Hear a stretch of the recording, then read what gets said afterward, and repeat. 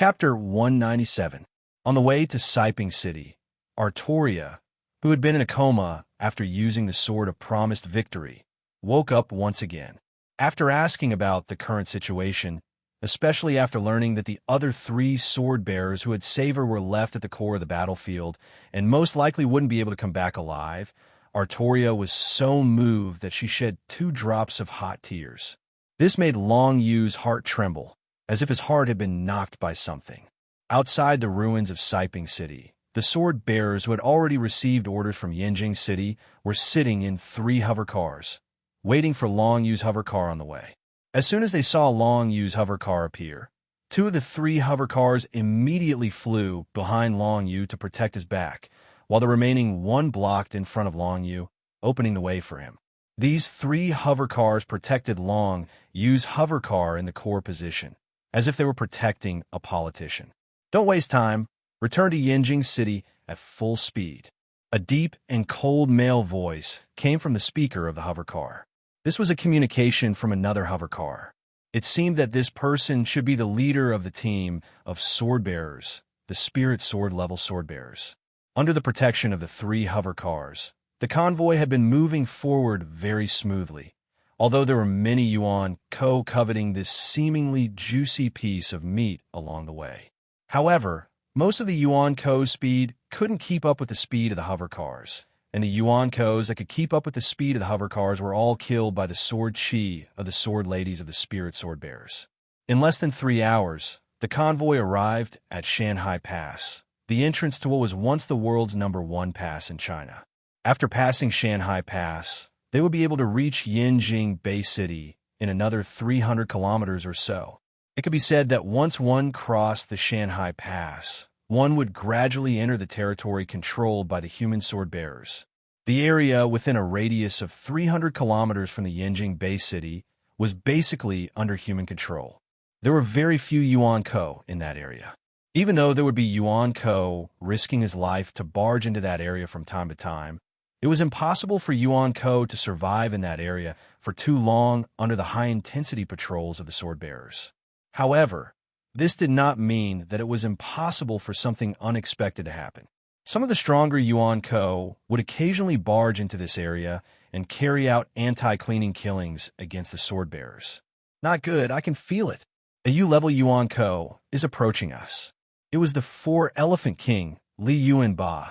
This aura belongs to the 4 Elephant Kings. Artoria, who had been sitting in the back row with her eyes closed, suddenly said in a hurry. As the previous Yuan Artoria naturally wouldn't feel anything wrong. This meant that the 3rd level Yuan who was chasing Artoria, the 4 Elephant King Li Yuanba, was already behind Long Yu and the others. 10 more minutes, at most 10 more minutes, and Li Yuanba's 1,000 miles cloud will catch up with us. Li Yuanba, the king of the 4 elephants that Artoria mentioned, was the first hero of the Sui and Tang dynasties in the Middle Ages. It was said that his strength could hold 4 elephants and make them unable to move, so he was known as the king of the 4 elephants. Among the 10 kings, the tyrant was dead, so the 4 Elephant King Li Yuanba was undoubtedly the most powerful one.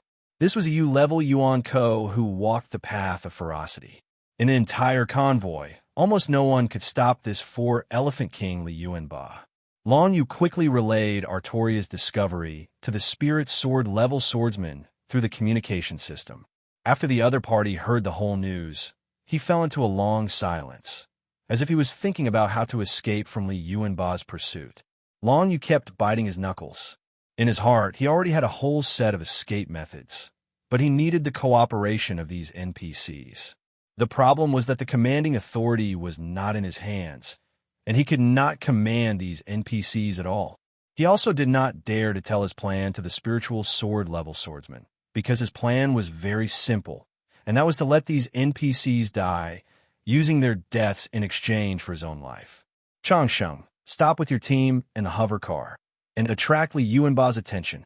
After a long silence, the leading spirit sword-level swordsman made a decision, and his decision was actually the same as Long Yu's. Changsheng, later, you will take the initiative to attack Li Yuanba.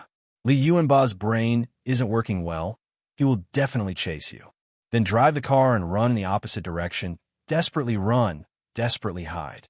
In this way, you might have a chance of survival. The tone of this spirit level sword wielder didn't sound like he would have a chance of survival if he lived a long life. This Changsheng and his team didn't answer, but the hover car suddenly braked and then quickly turned around, rushing in the direction of Li Yuanba. Soon, they couldn't be seen. The aura of the 4 elephant kings has stopped. He has started to turn around. His aura is moving away from us. 5 minutes later, Artoria, who had been sensing Li Yuanba's aura, suddenly said. This meant that Changxing's team had officially confronted Li Yuanba, and they had successfully attracted Li Yuanba's hatred. In this dead silence, the convoy continued to move forward at high speed. 30 minutes later, Li Yuanba's aura once again approached the convoy. The second hover car received the order and began to turn around, heading towards the path of death. The second hover car delayed for less than 30 minutes. At this time, there were only 2 hover cars left. The spirit sword level swordsman didn't give another order. Instead, he directly drove his hover car towards Li Yuanba's position. The spirit sword level swordsman delayed for far longer than the famed sword level swordsman in the previous 2 hover cars. Although Artoria once again sensed the aura of the 4 elephant kings on the last 50 kilometers of the journey to Yanjing City, this time the 4 elephant kings hesitated for a moment and then took the initiative to retreat. Although the 4 elephant kings were stupid, they weren't stupid.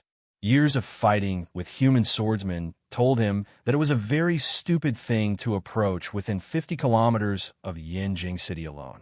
There could be 2 or 3 immortal sword-level swordsmen rushing out at any time, and they would take their lives, so the 4 elephant kings chose to give up. System notification. Mission 11. Return has been completed. Artoria has successfully entered Yanjing City and obtained protection. Dungeon progress, 100%. System notification. Congratulations to player Long Yu, player Upright Gentleman, player Fair Lady, player Shuai Lei Xing, player Monian, player Lingyan. You have successfully completed King Arthur's Betrayal Dungeon. Congratulations, you are the first team to complete King Arthur's Betrayal. System notification. The dungeon space will automatically close in 30 seconds. Player Long, you can click on the return button at the bottom right corner of his vision to return to the dungeon settlement center. He can also wait for 30 seconds and forcibly return to the settlement center. After reluctantly handing over Artoria, whom he had painstakingly rescued to the higher-ups of Yanjing City, Long Yu, who was waiting at the city gate, heard the system notification. Long Yu let out a huge sigh of relief. Hearing this system notification meant that he had successfully completed the dungeon. Thinking of that, Long Yu could not help but feel pleased with himself. He had led his team into the King Arthur's Betrayal dungeon for the first time and successfully completed 100% of the dungeon's progress. He had completely crushed the Hung Mountain Sword Sect, Nine State Sword Sect, and Yaoguang Sword Sect, who had been stuck at 60% of the dungeon's progress for a month. Especially the Yaoguang Sword Sect. They had managed to invite the recently popular internet celebrity, the military governor. So what? In the end, he was still crushed by him. Once he leaves this dungeon, he will become a great hero of the entire Brilliant Waves Empire. He will also become the object of admiration for all the players in the game world. It was I, Long Yu, who had brought them a brand new dungeon experience.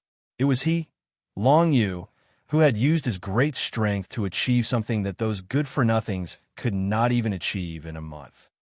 I will definitely become even more of an internet celebrity than that military governor. Long Yu thought. He was also somewhat excited, but he quickly corrected the error in his thinking. It was just a small achievement. He had only defeated an internet celebrity. How did he become so arrogant? He must remain calm. He must use a calm and cold attitude to face this small achievement. When he stands at the peak, that will be when he can truly be proud of himself. Leader, are you still going back? The dungeon is about to close. Gentleman saw that Long Yu was still standing there, so he poked Long Yu's waist. Only then did Long Yu realize that it was time to return to the Instance Dungeon Settlement Center. This time, the Instance Dungeon Settlement Center's theme was the Sahara Desert. In the middle of the yellow sand, there were several large sofas. The three members who had stayed in Bing City were already sitting on the sofas, waiting for Long Yu's team. When Long Yu sat down on the sofa, the accountant who had been silent all this time finally said her first line. "Accountant 2008 is at your service." "Hello, respected player Long Yu, player gentleman, player fair lady, player Shuelei Xing, player Monian, player Lingyun.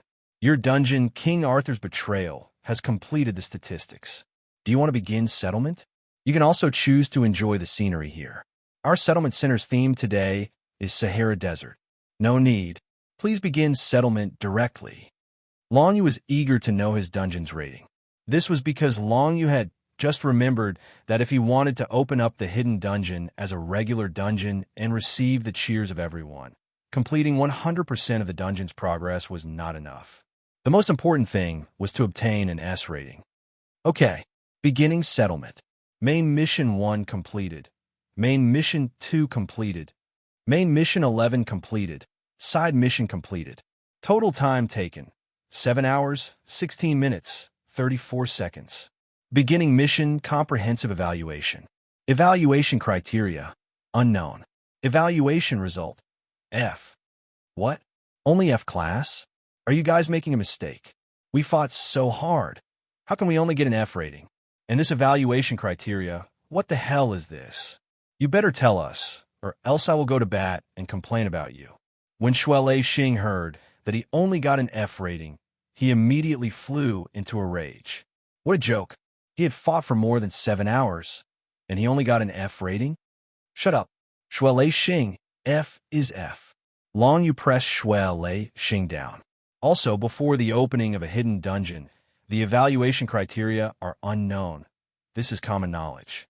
Seeing Long Yu's gloomy expression, Shuelei Xing decisively chose to shut his mouth. "I'm very sorry. Your quest evaluation is F, and this is a hidden dungeon. Before obtaining an S rating, the Settlement Center is unable to issue rewards. Your dungeon rewards will be accumulated in the Settlement Center and will be awarded to the first team to complete an S rating. Player Long Yu, your settlement is over. You will be leaving the Settlement Center in 30 seconds. You're welcome to come back." Chapter 198. Master. Inside Young Master by Yun's Sword Catacomb, the old fox held an opium pipe in his hand and leisurely reclined on a rocking chair. Beside him, Long Yu had his head lowered. He looked as though he had just scored 40 points and was looking for his parents to sign. "What's wrong? Why are you so listless?" Young Master Ba Yin flicked his opium pipe. "I heard that you were the first to successfully clear the Instance Dungeon. Why do you look so dejected? Do you think I'm not dead yet?" "Master, disciple doesn't dare." Hearing that, Long Yu panicked and knelt on the ground. "Get up. I know you don't dare. Although you are a little evil, you are still a good child. I just want to ask you, do you know what you did wrong? Why did you only get an F rating?" Young Master Ba Yin patted Long Yu's head and got him to stand up. Young Master Ba Yin did not have any descendants. Long Yu was someone he had carefully raised. For young Master Ba Yin, there was no difference between him and his own son. "Disciple doesn't know. Master, please enlighten me." This was the biggest doubt in Long Yu's heart. After exiting the Instance Dungeon and entering young Master Ba Yun's Sword Catacomb, he still could not figure it out. He had done a lot of things perfectly the next day, so why was he only given an F rating? Even if there were some mistakes that he did not think of, it was not enough to give him an F rating. An A or B rating would be more reasonable. This F was like a thorn that pierced deep into Long Yu's head. It made him uncomfortable to sit, uncomfortable to stand, and even more uncomfortable to lie down. I have already guessed the reason. Giving you an F is not wrong at all. It complements your stupidity. Young Master Ba Yin knocked Long Yu's head. However, I will not tell you the specific reason. Think about it yourself, and guess it yourself. If Master has to enlighten you on everything, how can we, the Azure Billows, rely on your head in the future? Master does not have long to live. Master has already sensed Sir Jiandi's call. It won't be long before I follow Sir Jiandi. Once I leave, Miss O'Jin will have to rely on you to assist her. Master, you'll be fine. Your body is so good. And you even ate more than 10 kilograms of natural pork yesterday. Hearing that his master was going to die, Long Yu was a little incoherent. At my level, which sword-bearer isn't living a carefree and happy life a second ago, and the next second, they're gone forever? Master had already sensed that that day was not far away. That's why I need to train you, so that you can improve faster. Young Master Ba Yun let out a long sigh. This time, I've asked for 3 chances from Miss O General Long Yu. Master believes in you. You'll definitely be able to find the problem within these 3 chances and solve it. You'll receive an S rank evaluation. Then, Master can leave in peace. Yes, Master. Your disciple understands. Your disciple doesn't need to do it 3 times. Your disciple will be able to see through the entire dungeon the next time. Long Yu bit his knuckles hard. All right, you have ambition. Master believes that you can do it. Go and rest now. You must be exhausted after working hard in the instance dungeon for 8 hours. Go and rest now. You can enter the instance dungeon tomorrow, young Master Ba Yun said with a kind and satisfied tone. No, Master. Your disciple will go now. Long Yu felt a rush of hot blood to his brain. Master, Long Yu can't slack off. The military governor is right behind me. If I'm 1 step slower, he might overtake me.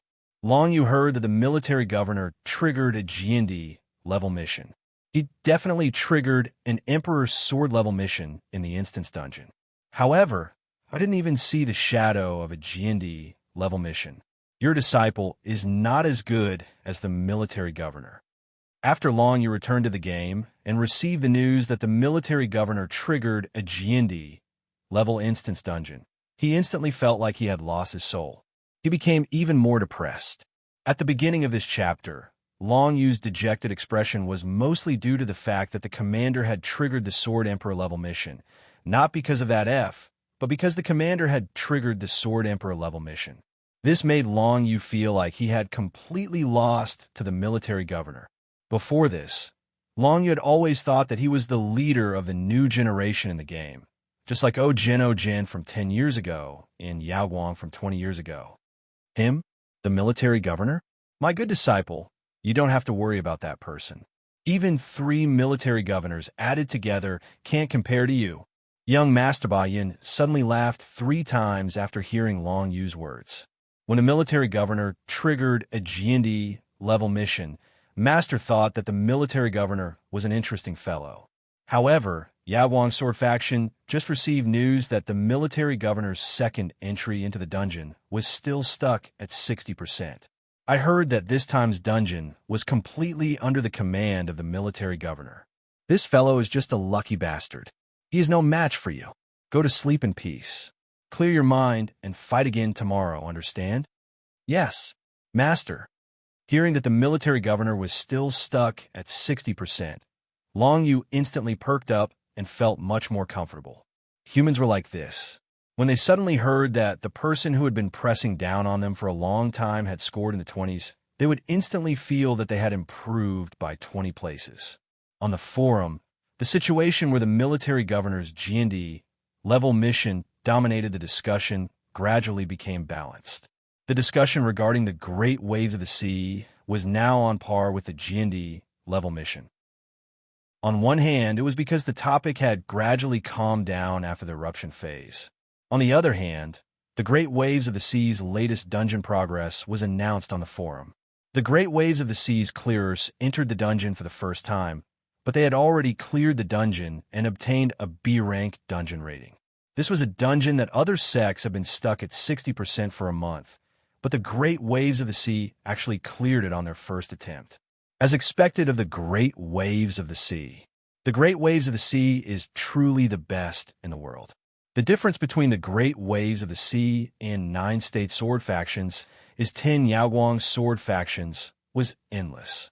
Especially when the Great Waves of the Sea announced that the Yaoguang sword faction was still stuck at 60%. This kind of discussion became even more rampant. All the players generally believed that the first place this time was still the Great Waves of the Sea, and that the Yaoguang sword faction was just trash.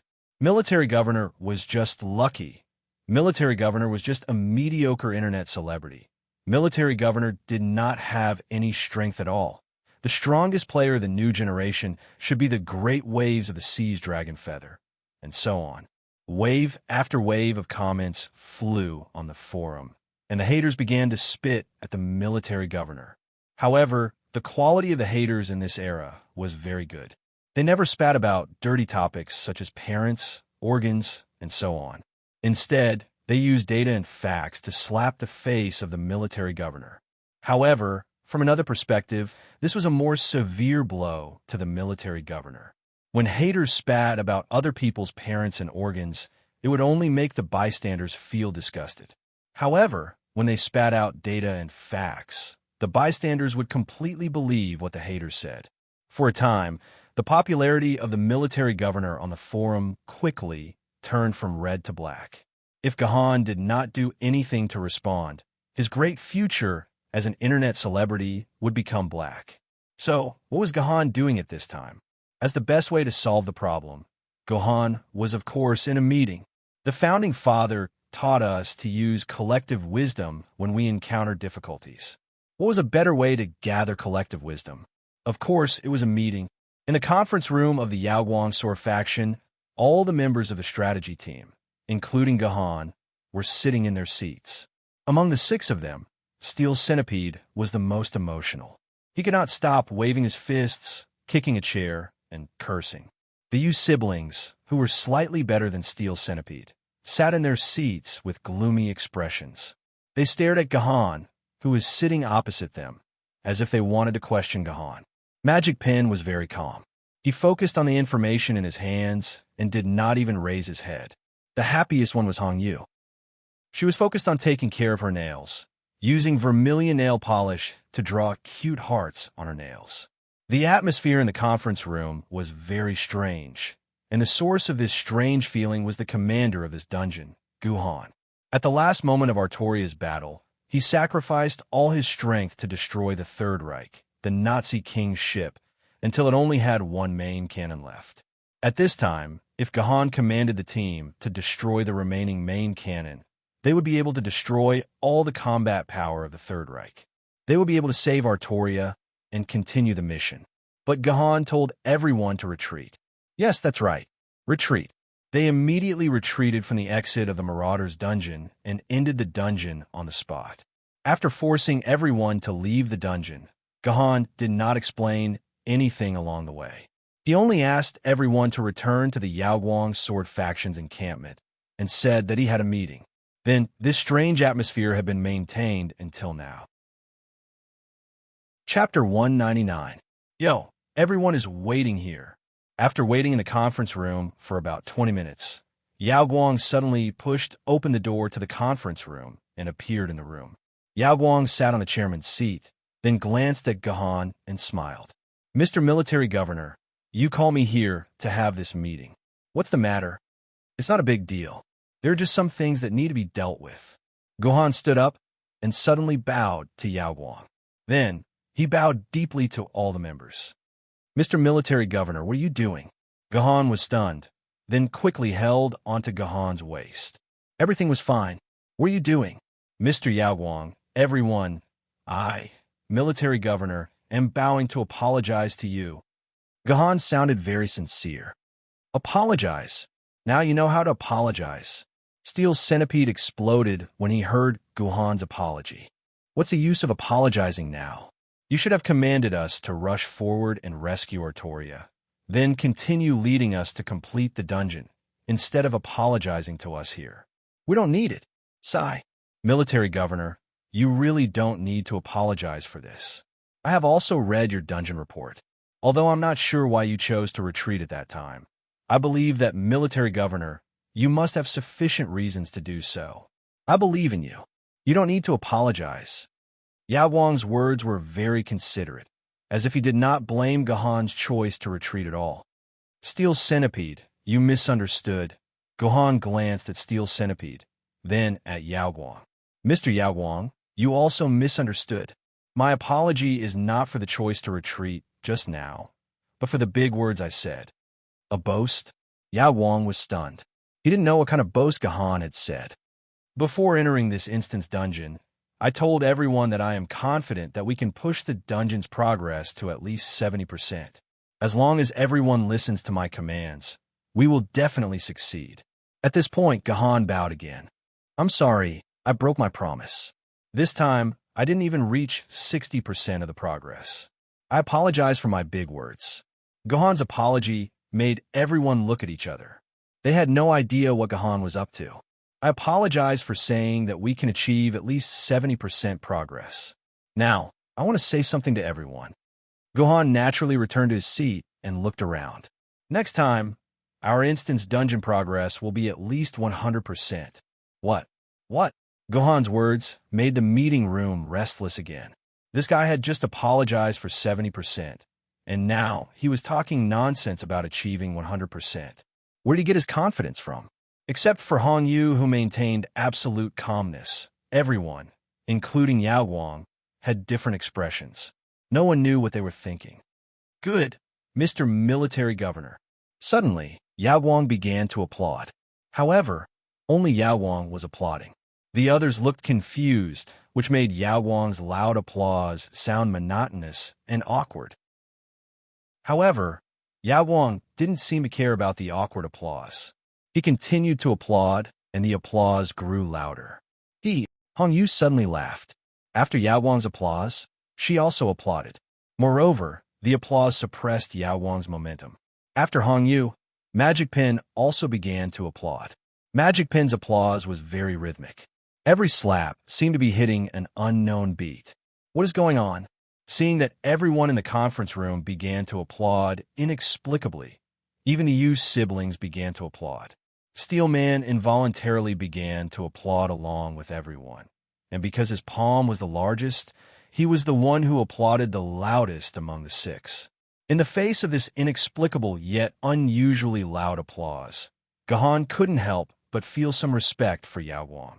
With such a leader, Yao Guang's sword sect would not have to worry about not replacing one of the 10 major sword sects. Mr. Military Governor, you specifically invited me here. I don't think it's as simple as apologizing and telling me that the next time I can achieve 100% progress. Yao Guang put down his hands and looked at Gahan. Tell me, you still have something you need my help with. It's not a big deal. I hope to send a letter of challenge to Great Waves in the name of Yao Guang Sword Sect. Gahan clicked on his personal terminal a few times, and a letter of challenge with a few dozen words was projected into the air. TSS. Those who read the letter sucked in a breath of cold air. Although there were not many words in the letter for Great Ocean Waves, every word was filled with provocation and disdain. If this letter were to be sent to Great Ocean Waves, the two sword sects would surely explode. Even with Yao Guang's temperament and shrewdness, he couldn't help but take a few steps back after reading the letter of challenge. He rubbed his temples. Mr. Military Governor, you're still full of confidence in yourself and our Yao Guang sword sect. May I ask why Mr. Military Governor would issue such a letter of challenge? This way, our Yao Guang sword sect will have established the strongest enemy in the game. Of course there are benefits. Gahan smiled. Let's not talk about other things. After this letter of challenge, your Yao Guang sword sect's fame and reputation in the game will be able to go hand in hand with Great Waves. You'll be able to squeeze out the 10th place and officially enter the 10 major sword sects. It'll be a big step forward. That's just a false reputation. Without the support of strength, everything is just an illusion to our Yao Guang sword sect. Yao Guang shook his head. If this is the only reason, forgive me for rejecting this request. What if this letter of challenge can increase the strength of our Yao Guang sword sect? Gahan tapped on his personal terminal again. Under the letter of challenge, there were more than 10 lines of small words. Yao Guang's eyes lit up when he read the words clearly. If this letter of challenge could really be realized, his Yao Guang sword sect strength would undoubtedly increase tremendously. Even if they had to face Great Waves as an enemy, it wouldn't be a loss. This game and the environment of humans forbade PK between major guilds. As long as Yao Guang's sword sect focused on avoiding the battle, Great Waves wouldn't be able to cause any substantial damage to Yao Guang's sword sect. By the time the results of this letter of challenge were digested, Yao Guang's sword sect strength would naturally become one of the 10 major sword sects. Not to mention, this letter of challenge would greatly increase Yao Guang's sword sect's reputation. I admit that this letter of challenge will indeed bring great benefits to Yao Guang's sword sect. However, what benefits does it bring to you, Mr. Military Governor? Yao Guang was tempted. He just couldn't figure out why Gahan wanted him to issue such a letter of challenge. Of course, I want benefits too. Gohan tapped on his personal terminal again, and another line of words appeared at the bottom. I see. Yao Guang nodded, but immediately asked, Mr. Military Governor, why didn't you issue this letter of challenge alone? Why did you drag my Yao Guang sword sect along? It's simple. If I issue this letter of challenge alone, with Great Wave Sword Sect's identity, they will definitely ignore me. However, if it's Yao Guang's sword sect issuing it, then Great Wave Sword Sect has no reason to reject it. Great Wave Sword Sect will definitely agree to this letter of challenge. Gahan was right. Great Wave Sword Sect could ignore an ordinary player's provocation. However, he couldn't ignore a sect's provocation. If Great Wave Sword Sect rejected it, regardless of the reason, in the eyes of the players, it would be seen as Great Wave Sword Sect admitting defeat. This was something that Great Wave Sword Sect couldn't accept. Hence, Great Wave Sword Sect would definitely agree to it. Then, there's only one question left. Yao Guang sat up straight. Mr. Military Governor, why should I believe that you will be able to complete the first clear of the S-Class Instance Dungeon before Great Wave Sword Sect? If we issue the letter of challenge according to Mr. Military Governor's instructions, once you fail the first clear of the S-Class Instance Dungeon, then our Yao Guang Sword Sect will suffer heavy losses. Half of our sect's assets will be lost. Why should I believe you? You have to know that under your command, we didn't even reach 60% of the progress the last time. Just a few minutes ago, Yao Guang had said that he believed that Gahan would fulfill his promise. However, now he was doubting Gahan again. Of course. I wonder if Mr. Yao Guang would like to have a private chat with me? Gahan extended his hand and gestured for Yao Guang to leave. All right. Then I'll listen to what Mr. Military Governor has to say to me. Yao Guang stood up and followed Guhan out of the meeting room. After a few minutes, a letter of challenge was manually pushed to the top of the forum. It complimented Military Governor's Emperor Sword level mission and Great Wave Sword Sect's Instance Dungeon Progress Post. The three of them created a storm in the forum. Letter of challenge to Great Wave Sword Sect. Our sect heard that your esteemed sect has completely cleared the Hidden Instance Dungeon and secretly said that we are stuck at 60% of the progress. We are not happy and wish to compete with your esteemed sect. Today, our sect has prepared a small wager. The first to clear the S-Class will be the winner. I wonder if your esteemed sect dares to make a bet. This was a rather short sentence. When translated, it was, I heard that you have already cleared the Hidden Instance Dungeon and secretly said that we are stuck at 60% of the progress. We are not happy and wish to compete with your esteemed sect. Now, our sword sect has prepared a small wager. The first sect to clear the Instance Dungeon with an S-Class will be the winner. I wonder if you dare to make a bet with us. Then, below the letter of challenge, there is a list of the names and numbers of items to be used as the wager. There are many types and numbers of items. Gathering all these items would be enough to bankrupt a small sect or even a medium-sized sect. For Yao Guang Sword Sect, this was more than half of the sect's heritage. Even when compared to Great Wave's Sword Sect's heritage, these items were not to be underestimated. What was noteworthy was that at the last position of the wager, there was an additional sentence. Military Governor is willing to use the one and only G&D level starting mission as a wager for the 3-demon subduing sword formation. Yes, the one and only G&D level starting mission could be used as a wager. As long as Gahan shared the mission with another person and gave up the mission at the cost of failing the mission, it would be equivalent to trading the mission away. Chapter 200. The Tri-Talent Demon subduing sword formation was the trashiest sword formation out of all the sword formation diagrams. Just like the goblins in World of Warcraft, it was the sword formation with the worst effects.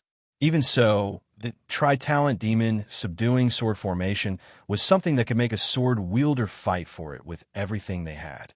This was because the sword formation diagram was even rarer than the equipment of a sword lady, and its actual effects far surpassed the equipment of a sword lady.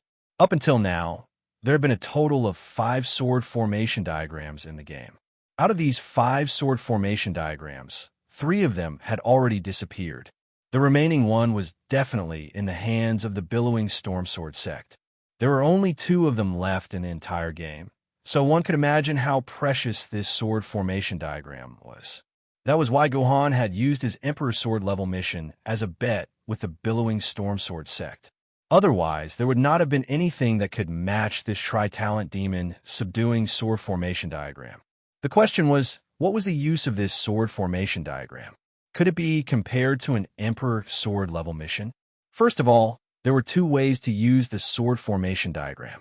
The first way was to use it as a normal tool, which could greatly increase the sword lady's ability to fight as a group. For example, this tri-talent demon subduing sword formation diagram required 3 sword ladies to use. Once it was used, the attributes of the 3 sword ladies would increase by 50%, and their attack power against the demonic Yuan Ko would increase by 150%. With this tri-talent demon subduing sword formation diagram, their battle power would not just be doubled against any demonic Yuan Ko. After the tri-talent demon subduing sword formation was revealed, the 3 sword ladies of the spiritual sword rank had combined to kill the universe level Yuan Ko. With the sword formation diagram, it was not possible to challenge someone of a higher level. However, this did not seem to be a big problem for Gohan. Gohan often challenged people of a higher level. The second way to use it was to place the sword formation diagram into one's purple palace and merge it with one's sword mark. This was the true way to use the sword formation diagram. It was also the most important function of the sword formation diagram. It allowed a player to have multiple sword maidens in battle at the same time. All the spectators knew that a sword wielder could only release 1 sword maiden to battle at a time. This was a strict rule. However, this did not mean that this rule could not be broken. As long as the sword formation diagram was in hand, this rule could be broken. Once the sword formation diagram was integrated into one's purple palace and 1 sword mark, the sword lady would be able to break through the limitation of only being able to release 1 person at a time and appear on the battlefield at the same time.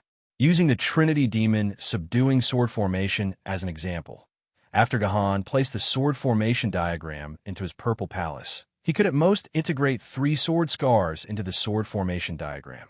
After all, the reason why only 1 sword maiden could appear at a time was because the wielder could only display the sword scars of 1 sword maiden at a time. However, after the 3 sword scars were wrapped and merged by the sword formation diagram, the wielder only needed to display the sword formation diagram to directly display the sword scars of the 3 sword maidens in the sword formation diagram. In other words, all 3 sword maidens would appear on the battlefield at the same time. Moreover, the sword formation diagram was still effective on the sword maidens. In other words, the 50% increase in all attributes and the 150% increase in attack against the demonic Yuan Ko still remained. The sword formation diagram was not very useful for low-level sword wielder. This was because even if the 3 sword maidens of Ancient Sword, Treasured Sword, and Famed Sword joined forces, they might not be able to defeat the sword maidens of Spirit Sword, Nether Sword, and Meteor Sword, Yuan Ko. However, if it was used by a high-level sword wielder, one could imagine the terrifying increase in strength. Back then, Gu Jin Liangsheng had been invincible largely because of this sword formation diagram.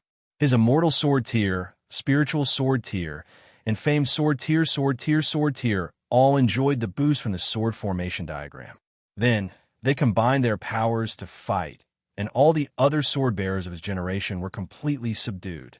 Even the head of the Lun Yin aristocratic family of that generation was taught a lesson by Gu Jin Liangsheng.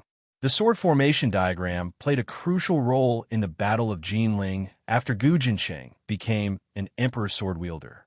It was because of Gu Jinsheng's Emperor Sword, Immortal Sword, and spiritual sword that he completely crushed the morale of Yuan Ko. However, ever since Gujin Sheng, the Stormy Wave Sword sect had not used the second method to use the sword formation diagram. Instead, it had been hidden in the Stormy Wave Sword sect's warehouse and had never appeared again.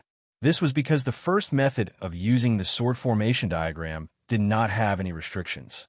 Anyone who held it could use it, and it could be traded or exchanged at will. However, the second method was different. Once it was used, it would be bound to the sword wielder for life. Unless the sword wielder was dead or deleted his account, it would never leave the wielder's body.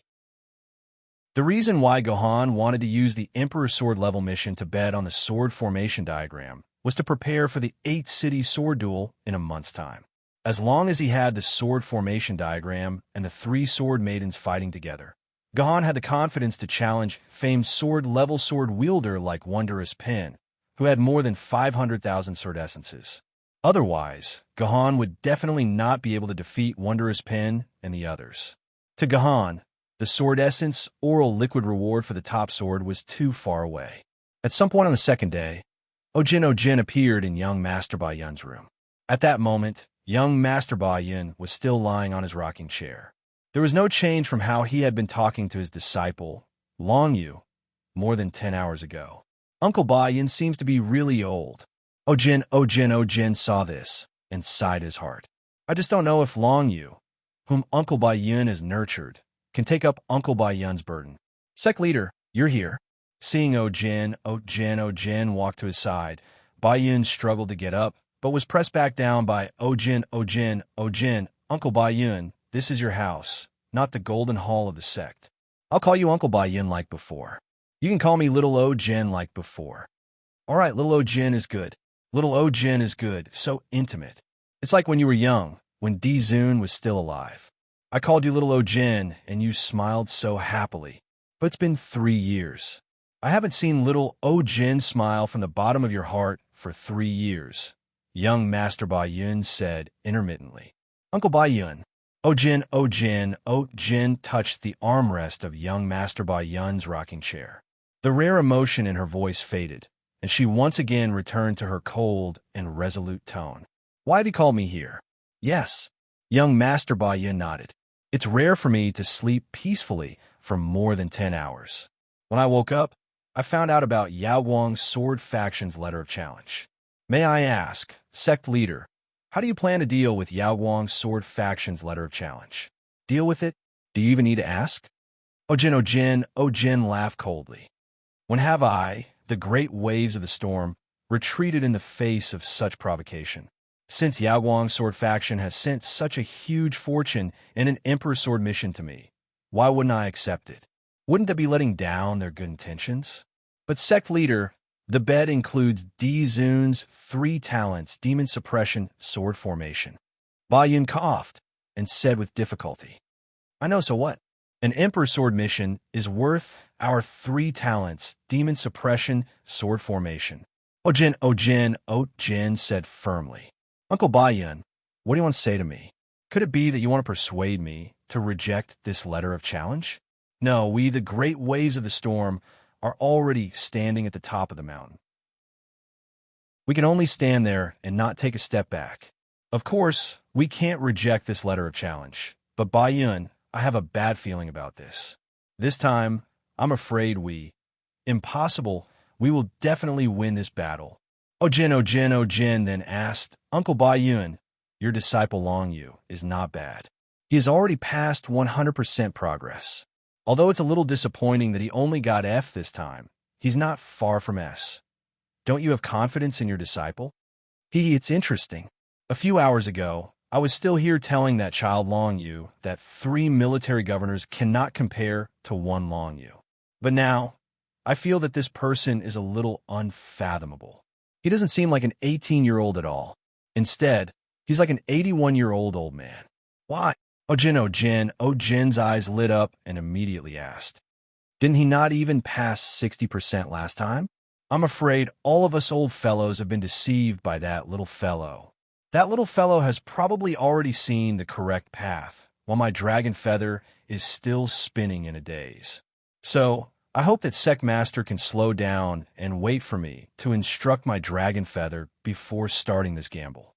It's too late. Eugen let out a long sigh. 2 hours ago, both our teams entered the instance dungeon at the same time. I just contacted Dragon Feather. Their progress is already over 60%. It was more than 60%, which meant that Long Yu's team had successfully rescued Artoria and reached the first save point. The most crucial mission points had passed, and it was almost impossible to reverse their failure. Young Master Ba Yun grabbed the armrest of the rocking chair with his old hand, as if he wanted to crush the chair. But soon his palm loosened again. Sec Master Ba Yun requests to use that chess piece. Young Master Ba Yun sighed. Use him? Isn't that a little too early?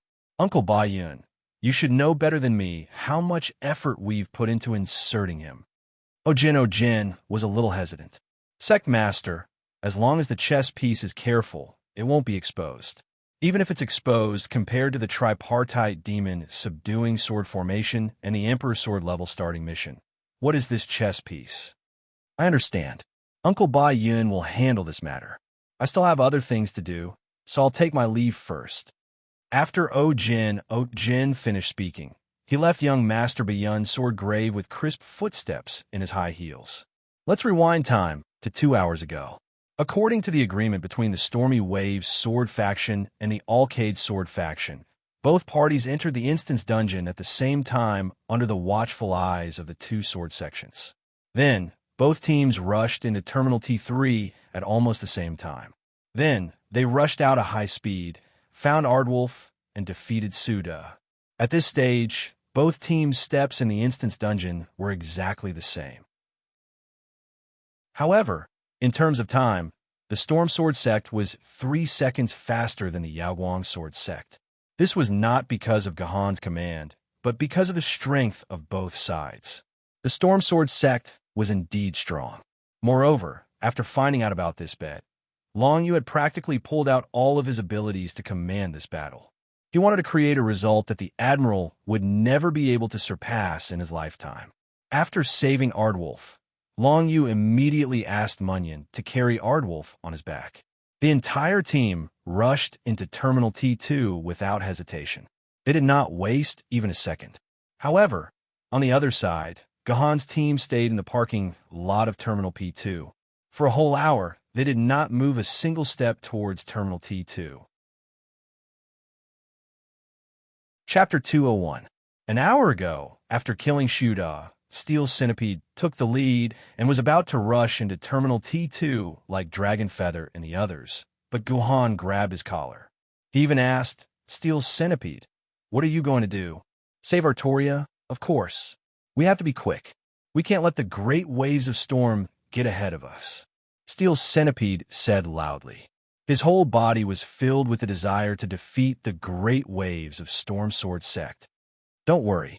Going in first may not necessarily get any benefits. Gohan smiled slightly. Actually, the key to our victory is now. I have another thing for you to do. Another thing? Steel Centipede scratched his head and looked at his other teammates. Hong Yu and the Yu siblings spread their hands, indicating that they did not know what Gahan was up to. Only Clever Pen froze for a few seconds. He showed an admiring expression to Gahan, but he did not say anything. Instead, he chose to keep his mouth shut and quietly waited for Gahan to say it himself. Steel Centipede, do you remember the place where Ardwolf took you to get the decontamination equipment last time? Gahan asked as he patted Steel Centipede on the shoulder. Yes. Steel Centipede nodded. As an experienced driver, as long as he had been there once, he could easily find it again. He did not have to worry about driving the wrong way or finding the wrong place. Very good. Steel Centipede, and everyone go to Terminal T1 and find the raider. Then, go to Ardwolf's base and bring me the decontamination equipment. Gahan looked at the time in the system. I'll give you an hour. Is it enough for you to go back and forth? Yes, it's enough. Steel Centipede scratched his head. But isn't going to Ardwolf's base after we rescue Artoria? Why are we going now? You still don't understand? What an idiot. Hong Yu knocked Steel Centipede's head and explained proudly. I failed last time because I wasted too much time on the way to the Coyote's base. I didn't have enough time to rush back to the first safety point. This time, we'll retrieve the device before we rescue Artoria. Then we won't have to take a detour. Won't we be able to avoid the Nazi king's pursuit? I see. Steele's centipede and the Yu siblings were suddenly enlightened. In fact, the instant's dungeon's time limit was 6:05 p.m. There were only 2 hours and 20 minutes left before the altar would open at 8:23 p.m. As long as he could rescue Artoria within the next 2 hours, everything would be fine. Based on previous experience, it would only take about an hour for them to enter Terminal T2 and rescue Artoria. This meant that they had an hour and 20 minutes to spare, which was more than enough for them to make a round trip to Ardwolf's base. With the device in hand, they would be able to save a lot of time from the Nazi king's pursuit. This was a perfect plan. Guhan had completely abandoned the rigid concept of a normal person's dungeon steps. Very creatively and intelligently, he had brought forward a step that was very short of time to be completed in the early stages of the dungeon. If it were an ordinary player, they would probably be racking their brains for a way to escape the clutches of a Nazi king after rescuing Artoria. But it was almost impossible. But military governor, if we do this, we'll probably be delayed a lot. After all, we'll have to take another detour. This way, our total time will be pulled apart from the great waves of storm. If they also clear the dungeon with an S rank, we'll lose to them even if we're also S rank, he said worriedly. Don't worry. If they want to get an S rank, they'll have to be like us. If the great waves of storm crashes into Terminal T2, we'll definitely win. The Kanglan waves, who had crashed into Terminal T2, had successfully arrived at Luban's college entrance examination venue. Then, after each member made a last-minute cramming for some subjects that they were responsible for, they successfully scored a passing score. It only took them a few minutes to kill the weak Chuanjin 7 masters. Repeating the previous steps, they used the soul-manipulating swords to control the members to break the dimensional magic circle. Then, Merlin appeared and Ardwolf woke up. Once again, the two sides stood in a confrontation. But this time, Longyu had to make some changes. You didn't expect this, did you, Merlin? I, Ardwolf, am not dead. I'm still alive. You didn't expect this, did you? Ardwolf stood up and glared at Merlin, repeating the conversation he had last time. I really didn't expect you to still be alive. Ardwolf, I'm very happy that you're alive. Things are not what you think. I'm really helping Artoria. Help? From the moment Shuda appeared, I knew you were the mastermind behind the scenes. Merlin, Artoria, and I trusted you so much. Why did you betray us? Why? We won't write the repetitive and boring conversation. After Ardwolf and Merlin finished their argument, Merlin had no choice but to disappear. When Ardwolf was about to let Longyu go to a higher place to remove the scabbard, Longyu suddenly sneered. Mr. Ardwolf, is this scroll really poisonous? Longyu, what do you mean? Hearing Longyu's words, Ardwolf looked at Longyu, dumbfounded. You don't believe me? Of course, it's the truth. That Merlin has been controlled by filth. Mr. Ardwolf, we've already come to this point. Can't you be more honest with me? Honest? Honest about what? Due to Longyu's aura, Ardwolf unconsciously took 2 steps back. Shui Leishing, who was standing behind him, grabbed Ardwolf's shoulder blade. At the same time, the other 4 surrounded Ardwolf from all directions. Of course I'm honest. Have you been controlled by filth? Longyu patted his head and said in annoyance. In the past few hours, I've been thinking about why the system gave me an F rating.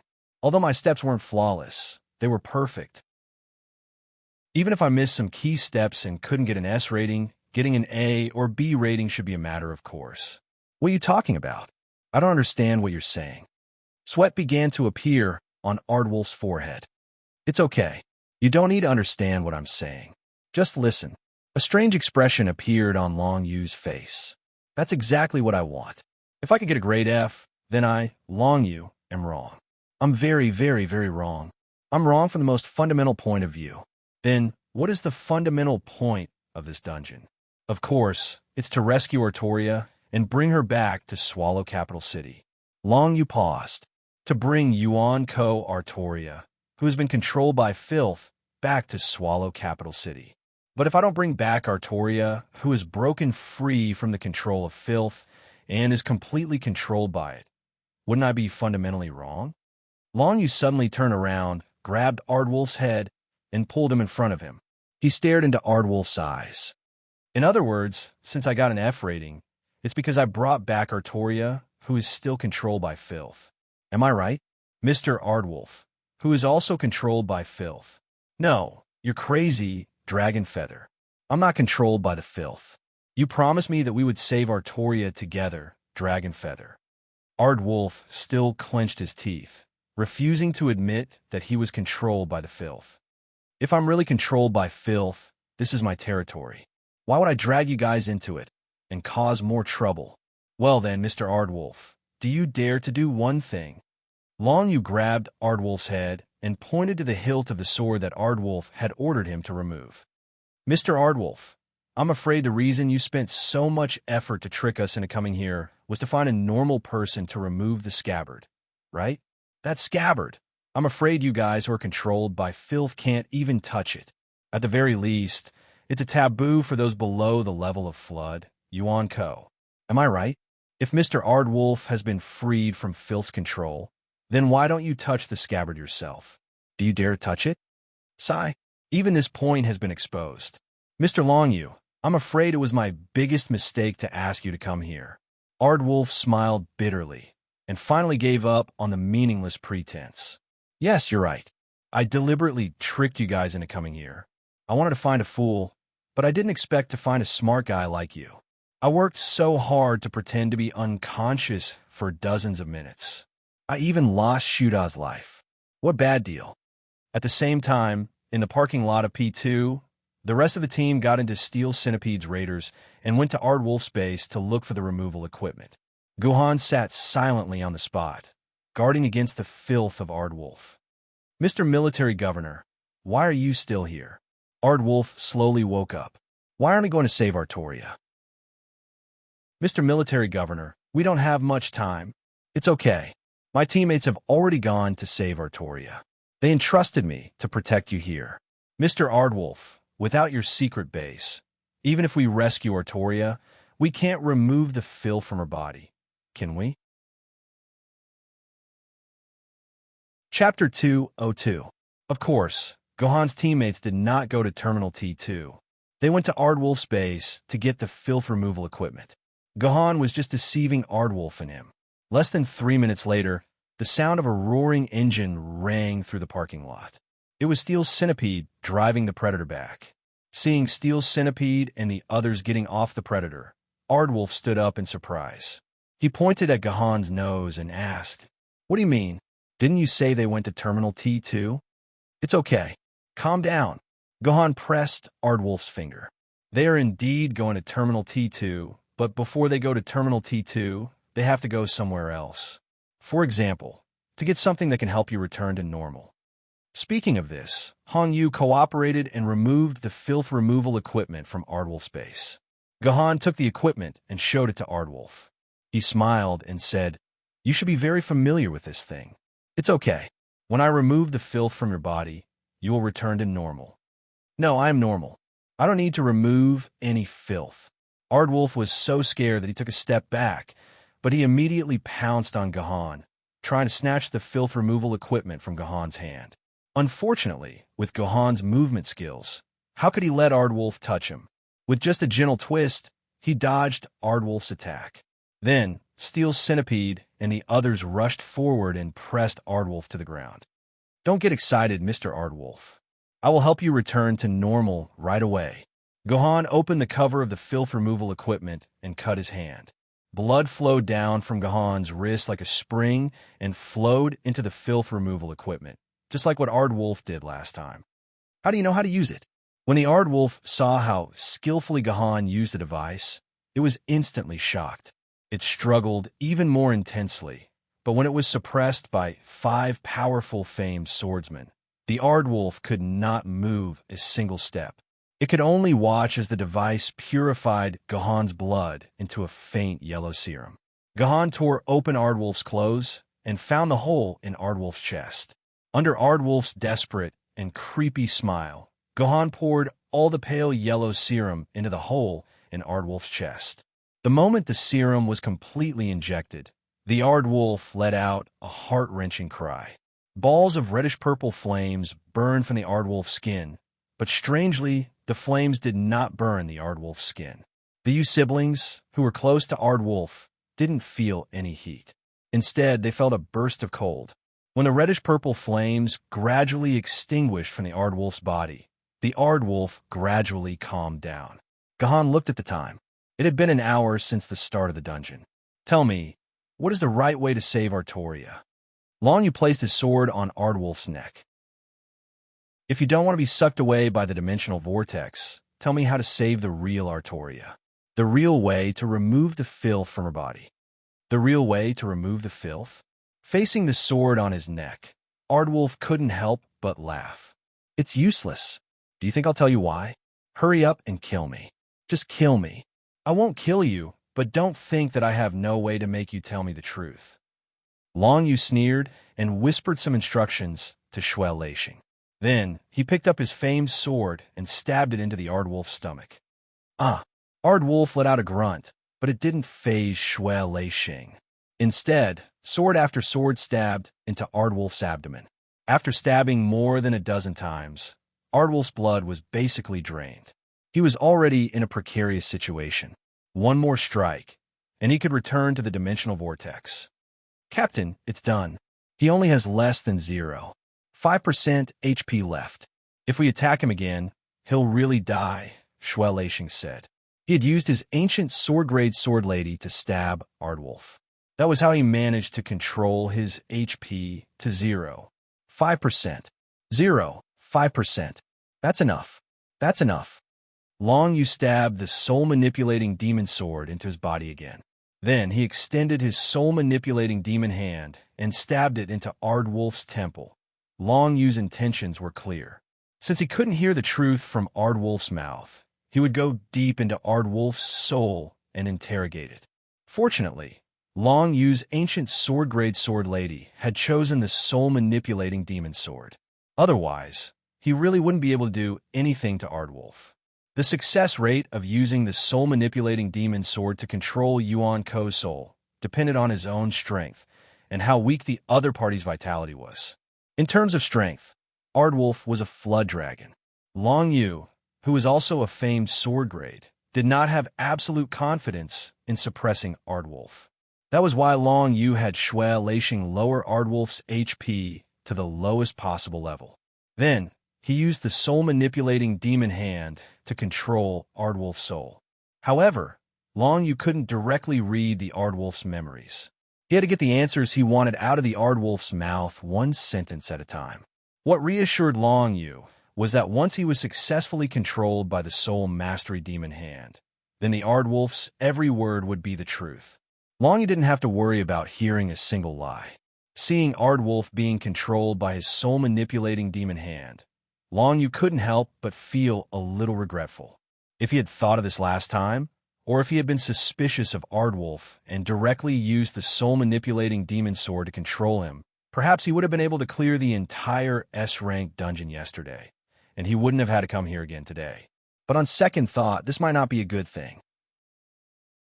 If he had succeeded yesterday, then why would that military governor foolishly gamble such a large sum of wealth with the great waves of Azure Waves? System notification. Aardwolf Yuan Ko has been affected by the blood loss effect of the broken blood sword. He will lose 3 HP per second for 30 seconds. Shui Leixing was a little embarrassed when he heard this system notification. Sorry, Captain. It seems that the blood loss effect was triggered at the last moment. Aardwolf only has less than 90 HP left. I'm afraid he won't be able to last for 30 seconds. I understand. Long Yu's heart trembled. He knew that he had to pick the main points and quickly finish his questions before Aardwolf died. Long Yu, Aardwolf, why did you lie to us to save Artoria? Aardwolf, because the Martyr's Palace hoped that a Yuan Ko would be able to gain the trust of the humans and enter the human world to obtain information for the filth. At the appropriate time, they would deactivate Yanjing's defense system and work together with the Martyr's Palace to destroy Yanjing. So they had me pretend to remove the filth and trick you into coming to Xianyang Airport. Long Yu, Then is Artoria infected by the filth? Ardwolf. Infected by the filth. Ardwolf replied with a dull look in his eyes. But the moment Artoria was infected by the filth, she activated the Wind King array and used her scabbard to collect the dimensional energy around her to resist the filth's invasion. Longyu, what will happen if the scabbard is unsheathed? Ardwolf. Once the scabbard is unsheathed, the Wind King array will dissipate, and Artoria will not be able to resist the filth's invasion. When she wakes up again, she will be completely controlled by the filth. Longyu asked, what's going on with the magic that binds Artoria there? How can we get rid of the binding magic? Ardwolf. It was Merlin who bound Artoria here. He didn't want Artoria to be controlled by the filth again, but he couldn't really go against the filth's will. So, he used magic to bind Artoria here. The spell that binds Artoria is a spell that Merlin cast with the power of the Wind King array. Unless we destroy the Wind King array or use Merlin's magic scroll, there's no other way to release Artoria. Longyu, what's the difference between using a magic scroll and taking out a scabbard? Ardwolf. Merlin's magic scroll can remove the binding magic and solidify part of the Wind King array's power into Artoria's brain. When Artoria leaves the Wind King array, the filth can only control Artoria's body, but it can't control Artoria's consciousness, turning her into a madwoman who fights based on instinct and kills anyone she sees. If the scabbard is removed, Artoria will be like me, allowing the filth to control all her organs, including her brain. She will become an intelligent puppet of the filth. Longyu, how can we remove the filth from Artoria's body? Ardwolf, there's only one way. Find my removal equipment and pour a normal person's blood into it, purify it into serum, and pour into Artoria's body through the hole in her chest. Then, the filth in Artoria's body can be removed. But must be fast. Once the Wind King array is destroyed, we won't be able to pour the serum into Artoria before she wakes up, and she won't be able to remove the filth. Longyu, where's your removal equipment? It's at. Ardwolf gave an address in great detail. Captain, 30 seconds is almost up. Captain, we're running out of time. Shuelei Xing, who had been paying attention to Ardwolf's HP, suddenly said, why do I feel that Merlin isn't controlled by the filth? Longyu asked the last question, which was something he really wanted to understand. Because no matter how he looked at it, Merlin's actions seemed to be protecting Artoria from being completely controlled by the filth. This was almost the complete opposite of the filth's will. Unfortunately, Ardwolf's HP was completely empty at this time, and he could no longer answer this question. He fell to the ground, and a dimensional vortex appeared out of thin air. Not long after, Ardwolf's corpse was taken away. Remove the scabbard, bring Artoria, and we'll leave immediately. Chapter 203. When Dragonfeather and the others had already left Terminal T2 with Artoria and were preparing to head to Coyote's base, Gahan was still sitting in the P2 parking lot, chatting with Coyote, who had woken up once again. Mr. Military Governor, although this is the first time we've met, I admire you very much. How did you know that my body was actually controlled by filth just now? How did you find my base and retrieve the vital filth removal equipment? There are some special reasons for this. Forgive me for not being able to tell you directly. Of course, Gahan would not tell Coyote. This was because this was his third time entering the dungeon, and he had only discovered this through his previous 2 observations. All right, since Mr. Military Governor is unwilling to tell me, I won't ask Mr. Military Governor anymore. It's just that there's not much time left before 8:23. Mr. Military Governor, we can't delay any longer. Hurry up and follow me down there to rescue Artoria, Coyote said anxiously. All right, let's go. Gohan nodded and led Coyote and his teammates towards Terminal T2. As they walked, Gohan asked again, Mr. Coyote, what is this filth? Why is it able to control your mind and turn you into a completely different person from the inside out? Gohan asked, pretending to be nonchalant. This was actually the question he was most concerned about. How should I put it? Until now, I still don't know what filth is. The name filth was given to me by myself after I woke up. Coyote sighed. When I was still in my own world, I didn't even know how I came to this world. I only knew that the Holy Grail that had originally disintegrated suddenly reappeared, and the Holy Grail War spread to the entire world. Mages and Einherjars all over the world fought madly for the Holy Grail.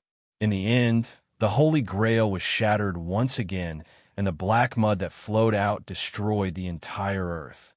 When I thought I had died in the final battle, when I opened my eyes again, I was already in this world.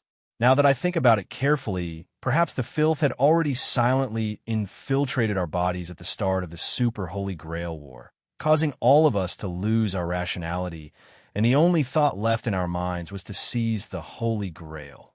And after coming to this world, the filth only left in our minds was the thought of destroying the humans of this world. Then, due to a coincidence, I broke free from the control of the filth. After reflecting and recalling the memories of when I was possessed by the filth, now that I think about it, the filth seemed to be more like a kind of ravings that hid in my subconscious, constantly giving me orders and forcing me to obey them. I see. Gohan nodded. Then, why did some Yuan Ko not seem to be controlled by filth, and they even showed sincere kindness to me? The Yuan Ko that Gohan mentioned who showed sincere kindness to him was naturally Liu Ban. From Liu Ban, Gohan could feel a master's love for his disciples and grandchildren. This love could not be faked. I'm not too sure either. Ardwolf also revealed a confused expression when he heard Gohan's question. I heard that powerhouses above the Ian rank have a completely different way of coexisting with filth, a way that I don't understand at all. They are no longer very determined to destroy you humans. For example, Lu Xuande, the Rin King of the Ten Kings. Although he is terrifyingly powerful, he and his two sworn brothers only stay in their own kingdom in the divine realm of Einherjars. They have no interest in conquering this world. That's right, Ardwolf. How did you make this filth removal device? Can you tell me how to make it? If this removal device can be mass-produced, I believe that we humans will definitely win the final victory. Ardwolf, who had been answering the question without reservation, suddenly fell silent. No matter how Gohan asked, he refused to say a word. The group arrived at the entrance of Terminal T2. Military Governor, let's go. Let's go in and save Artoria. Ardwolf took the lead and rushed into the terminal. Come back first.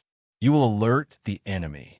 Gohan grabbed Ardwolf's arm and assigned the battle plan to break into Terminal T2 from each entrance. Because it was already the third time they had entered the dungeon, everyone's hands and feet were quite nimble, and they easily passed the college entrance exam.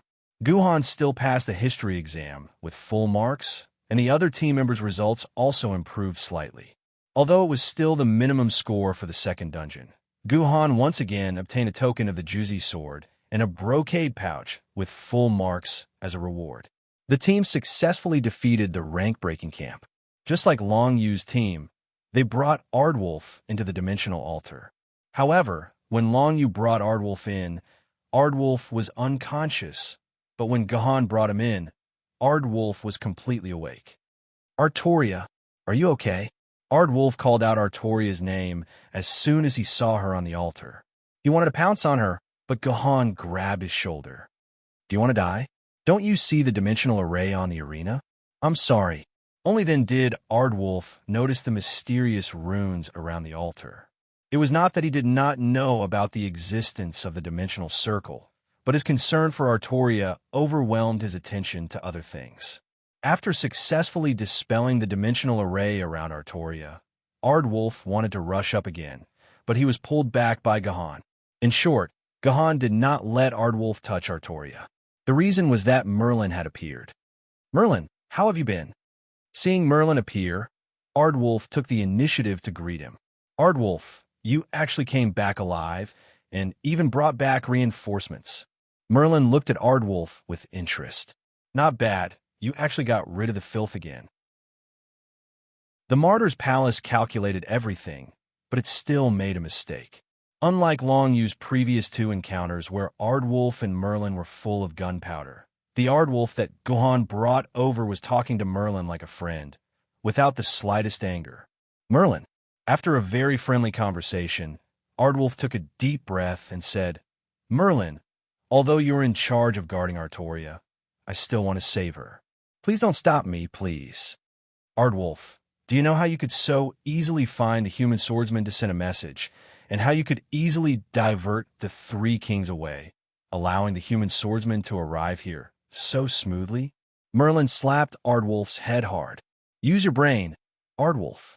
Because the Martyr's Palace wants Artoria to return to the human city. Because the Martyr's Palace wants to use Artoria to destroy all of Yinjing City. Now, Artoria's body has been invaded by the filth once again. If she hadn't used the Wind King's circle to block the filth's invasion before she fainted, the one in front of you now would be the same Artoria who was controlled by the filth like me. Moreover, because this is the second time she's been infected, I'm afraid she'll be completely controlled by filth and act according to the Martyr's Palace's will. She'll no longer be the Night King Artoria, filled with humility, honor, sacrifice, heroism, compassion, soul, city, and justice. But won't it be fine if we just get rid of the filth in her body? Merlin's words did not make Ardwolf give up. He clenched his fists firmly. We still have a chance, Merlin.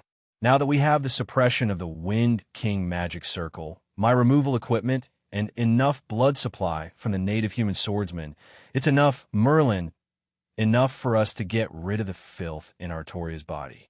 You? Merlin's hands trembled for a long time, but he was finally convinced by Ardwolf's words. Originally, I planned to completely seal Artoria's consciousness, so that her consciousness won't become a puppet of filth. But since you insist, I'll believe you this time. After saying that, Merlin turned around and waved his hand. The magical restraint that bound Artoria's hands disappeared into thin air, and Artoria stood on the altar. The filth has infiltrated Artoria's body for as long as a day. You'd better remove the filth under the suppression of the Wind King magic circle. Otherwise, you won't be able to remove it completely. After a long time, the filth will return. Understood. Ardwolf nodded vigorously. Merlin let out a long sigh, and his figure disappeared from the dimensional altar. Mr. Military Governor, please make some more serum. I'll go check on Artoria. Ardwolf asked Gahan to use his own blood to make a serum that could remove the filth while he rushed to Artoria's side to take a good look at the person he had been thinking about day and night. Wait! Gahan pressed down on Ardwolf's shoulder again, preventing him from approaching Artoria. Mr. Ardwolf, there's something I want to confirm. What is it? Ardwolf was stunned and asked. We want to confirm if you've really removed the filth, and if you're putting on a show for us, Gahan said dryly. So you're still doubting me. Ardwolf's expression was very bitter, but he still nodded. All right. How do you want to verify it? I'll fully cooperate with you. Do it. At Gahan's command, before Ardwolf could react, a long sword with an invisible blade plunged into Ardwolf's body. The next moment, a delicate little sword slashed at Ardwolf's neck. Ardwolf's head flew into the air just like that. The magic pen and Hong Yu moved at the same time. With the blessing of the magic pen's 500,000 swords, a casual slash had more than 10,000 attack power.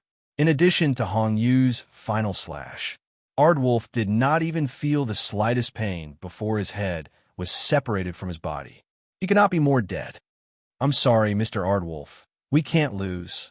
Gahan looked at Ardwolf's body and took out the brocade pouch that Liu Ban had given him from his dimensional pocket.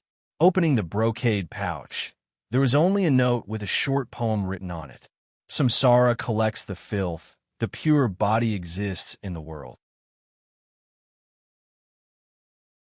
Chapter 204. Gahan had secretly informed Clever Pen and Hong Yu about killing Coyote through the team channel. Gahan had not informed Steel Centipede and the Yu siblings. Therefore, when Coyote died a few seconds later, Steel Centipede and the Yu siblings reacted in shock. They had no idea what was happening in front of them. Admiral, why did you kill him? Steel Centipede glanced at Ardwolf's corpse. It was tragic. He had died a tragic death. This poem is the reward for the mission that Liu Ban gave me. It's the one that I got full marks for. Gohan handed the piece of paper with the words, "Samsara collects the filth, and the pure body exists in the world," written on it to Steel Centipede and the U siblings. What does this mean? The Steely's IQ wasn't high enough, so she couldn't understand the meaning of the poem written on the note at all. Samsara is a dimensional vortex, and the pure body is a clean body. Gohan explained, the meaning of this poem is that the dimensional vortex will absorb the filth, and only the pure body will not be absorbed. Liu Ban is telling me how to check if Yuan Ko is infected by filth. If his corpse is absorbed by the dimensional vortex, then he is infected by filth. On the contrary, the filth in his body has been removed. Upon hearing Gohan's explanation, Steel Centipede and the U siblings hurriedly took another look. It had been more than 10 seconds since Coyote's death.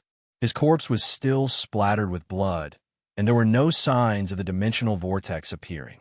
Under normal circumstances, the dimensional vortex would appear in less than 3 seconds and take away Yuan Ko's corpse. But isn't Coyote's corpse still here? This means that the filth in his body has been removed. He is a normal person. We killed the wrong person, Steel Centipede yelled. He felt that he had let down the poor Coyote.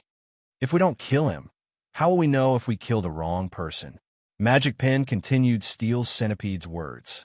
The military governor's meaning is clear. Ardwolf is useless now. His life or death is meaningless to us. On the contrary, we have to confirm that what Ardwolf told us just now is the truth. Only by killing him can we know whether the solution to save Artoria is real or not. Do you understand? All right, we still have some loose ends to take care of. Steel Centipede, Coyote's corpse can't be absorbed by the dimensional vortex. I'll have to trouble you to drag his corpse to another tunnel and hide it. Don't let Artoria know that I killed Coyote when she wakes up. You, your sword maiden can use monstrous waves, right? I don't want Artoria to see any clues and ruin our plan. After killing Coyote, Gohan began to instruct his team members to destroy the corpse skillfully, as if Gohan often did such things.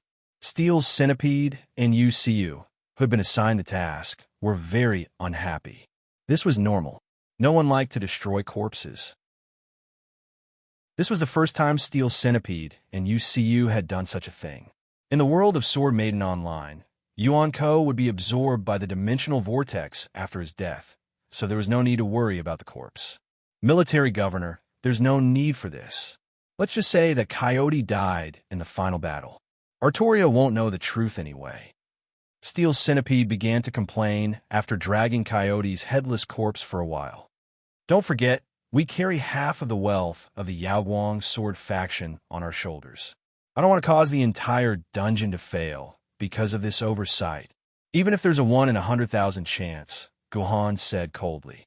Hearing Gohan mention the Yaoguang sword faction, Steel Centipede had nothing to say.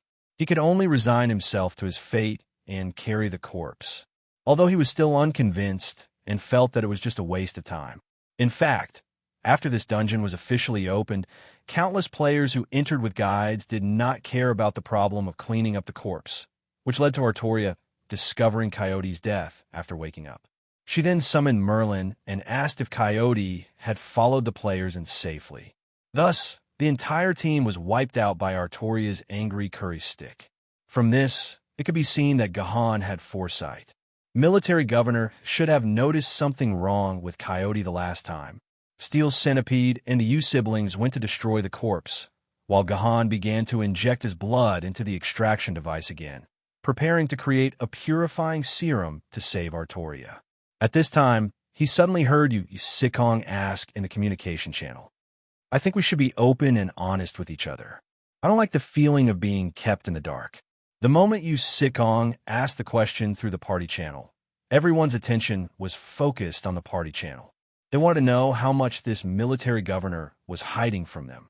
I've always suspected that great waves of Kanglin has planted a mole among us, so I didn't explain it to you at first. But now that things have come to this, I don't need to hide it from you. Gohan did not hide his suspicion of spy. Yes, I found out last time that Coyote has been infected by filth. Last time, before Coyote went into a coma to fight against the filth, he told us that if we succeeded, he should wait for us at Terminal T1. This was a hint that if we didn't wait at Terminal T1, then he was no longer in a normal state. In fact, he rushed to the door of Terminal T2. At that time, I began to suspect that Coyote had been infected by filth. I got this note from Luban when I got a full score in the last exam. I wanted to kill Aardwolf to see if he had been contaminated by filth. That's why I wanted to kill Aardwolf, to see if he had been contaminated by filth at that time. So after Coyote broke up with us at the gas station, I asked Hong Yu to follow behind Coyote and kill him. In the end, his body was absorbed by the dimensional vortex. This means that he had been completely infected by filth at that time. In fact, when we went to his base, when Coyote entered the base alone to get the removal equipment, I was very suspicious, so I asked Hong Yu to enter stealth mode and followed Coyote into his base. I don't know if you remember, but after Coyote left, Hong Yu immediately left on the excuse of going to the toilet. And Hong Yu came back a little later than Coyote because she searched the base and found something interesting. Hong Yu, you went to the base this time and brought it back. Show it to everyone. Understood. Hong Yu took out a notebook from her dimensional pocket and said with a smile, "This is a notebook hidden in a very secret place in Coyote's base. It contains records of Coyote's research on the removal of filth. The specific use of the removal equipment is recorded in this notebook. It's clearly written here that only the blood of the sword bearers in this world that hasn't been contaminated by the filth can remove the filth from the infected Yuan Qi. Also, there are requirements for the degree of filth infection and the bloodline of the sword bearer. It has nothing to do with the sword essence of the sword bearer. It seems to be a natural bloodline, but it's not clear. It seems that Aardwolf doesn't know what bloodline is either. There's one more thing. Guhan used the red jade to add a sentence. The notebook mentioned that the first time you get infected, the success rate of removing the filth is the highest. If you get infected for the second time, the success rate will be reduced by about 5 times. Originally, I wasn't sure why the notebook specifically said this, but now I understand. Only by borrowing the power of the Wind King barrier can the success rate of the second time be increased. I don't know if Long Yu from the great waves of the sea has realized this. Captain, I found it. I found the removal equipment. Take a look and see if this is it. Outside Coyote's base, Munyon ran out of the base with the removal equipment and handed it to Long Yu. This should be it. There's no mistake. Shuelashing followed Munyon out, holding a notebook in his hand. Captain, there are detailed instructions on how to use the removal equipment. I read the description. This is what Munyon found. Long Yu took the notebook from Shuelashing and read it carefully. He allowed a long sigh of relief. Looks like we were right this time. This is the right way to remove the filth from Artoria. We succeeded. Yes. Hearing Dragon Feather's decisive blow, the team members all revealed happy smiles. This time, they had finally found the right path. Victory was in sight. The people of Yawang's sword sect were doomed. After more than 20 minutes of waiting, Guhan's blood was finally purified into serum. Guhan carefully lifted Artoria's body and pulled open her wedding dress, revealing her beautiful legs, which were as white as freshly peeled chicken heads. He found a cave at the bottom of the hill and poured the entire bottle of serum into Artoria's body. Just like when he poured the serum into Coyote, the unconscious Artoria let out a cry. Then, her body burned with light blue flames. This meant that the filth was being removed by Guhan's serum. When the light blue flames gradually dissipated, Artoria let out a moan and slowly opened her eyes. Guhan noticed that, unlike the dark black pupils when Artoria had first woken up, her pupils were now green like jewels. Chapter 2:05. It was you who saved me? Where's Coyote? Artoria, whose eyes were as lively as spring water, stood up from the altar. She looked at Guhan with confusion in her eyes, and when she mentioned Coyote, there was some concern in her eyes. This made Guhan feel slightly uncomfortable, just like the legendary feeling of jealousy. Apologies, Great King Arthur, Miss Artoria, Mr. Coyote is dead. When we arrived, he had already died in the hands of Shuda. We came a step too late and couldn't save him. Gahan lied through his teeth. Dead? When Artoria heard the news of Coyote's death, she looked a little sad, but not to the extent of sadness. Gahan didn't know, and this confused Gahan again. What was Coyote's position in the real Artoria's heart? What exactly was going on between them? Sacrifice is a knight's virtue. Coming to this world was a mistake, and returning by sacrificing oneself is also a knight's honor. Artoria stood up, and the snow-white wedding dress she was wearing disappeared in an instant. Don't be too excited, beast blood is boiling. In less than 0.1 seconds, a set of azure armor appeared on Artoria's body. As the core of the Wind King matrix, the scabbard inserted into the wall shook violently and automatically flew down from the wall, falling back into Artoria's hands. Miraculously, when the scabbard returned, Artoria's Sword of the Lake also returned to the scabbard. Let's go. Artoria waved her hand, and a king's demeanor emerged, or rather, a domineering aura emanated from her body. For a moment, the team members felt that Artoria was their king, and they should follow their king and go through fire and water without hesitation. Let's go, Guhan shouted after Artoria. Only then did everyone agree and leave this dimensional altar that was full of all kinds of deceitful thoughts. When Guhan's team officially left Terminal T2 and was about to head toward a safe point, Long Yu's team just happened to encounter their own trouble. Hitler, who was shouting scum, chased after them. The script was the same as the last time Gahan's team faced the Nazi king. The sober Artoria would go up against the Nazi king and then trick the Nazi king into accepting her sword of victory and the promised sword. The Nazi king still fell for her trick. He casually released the Third Reich form of the Third Reich and forcefully took on Artoria's sword of victory and the promised sword.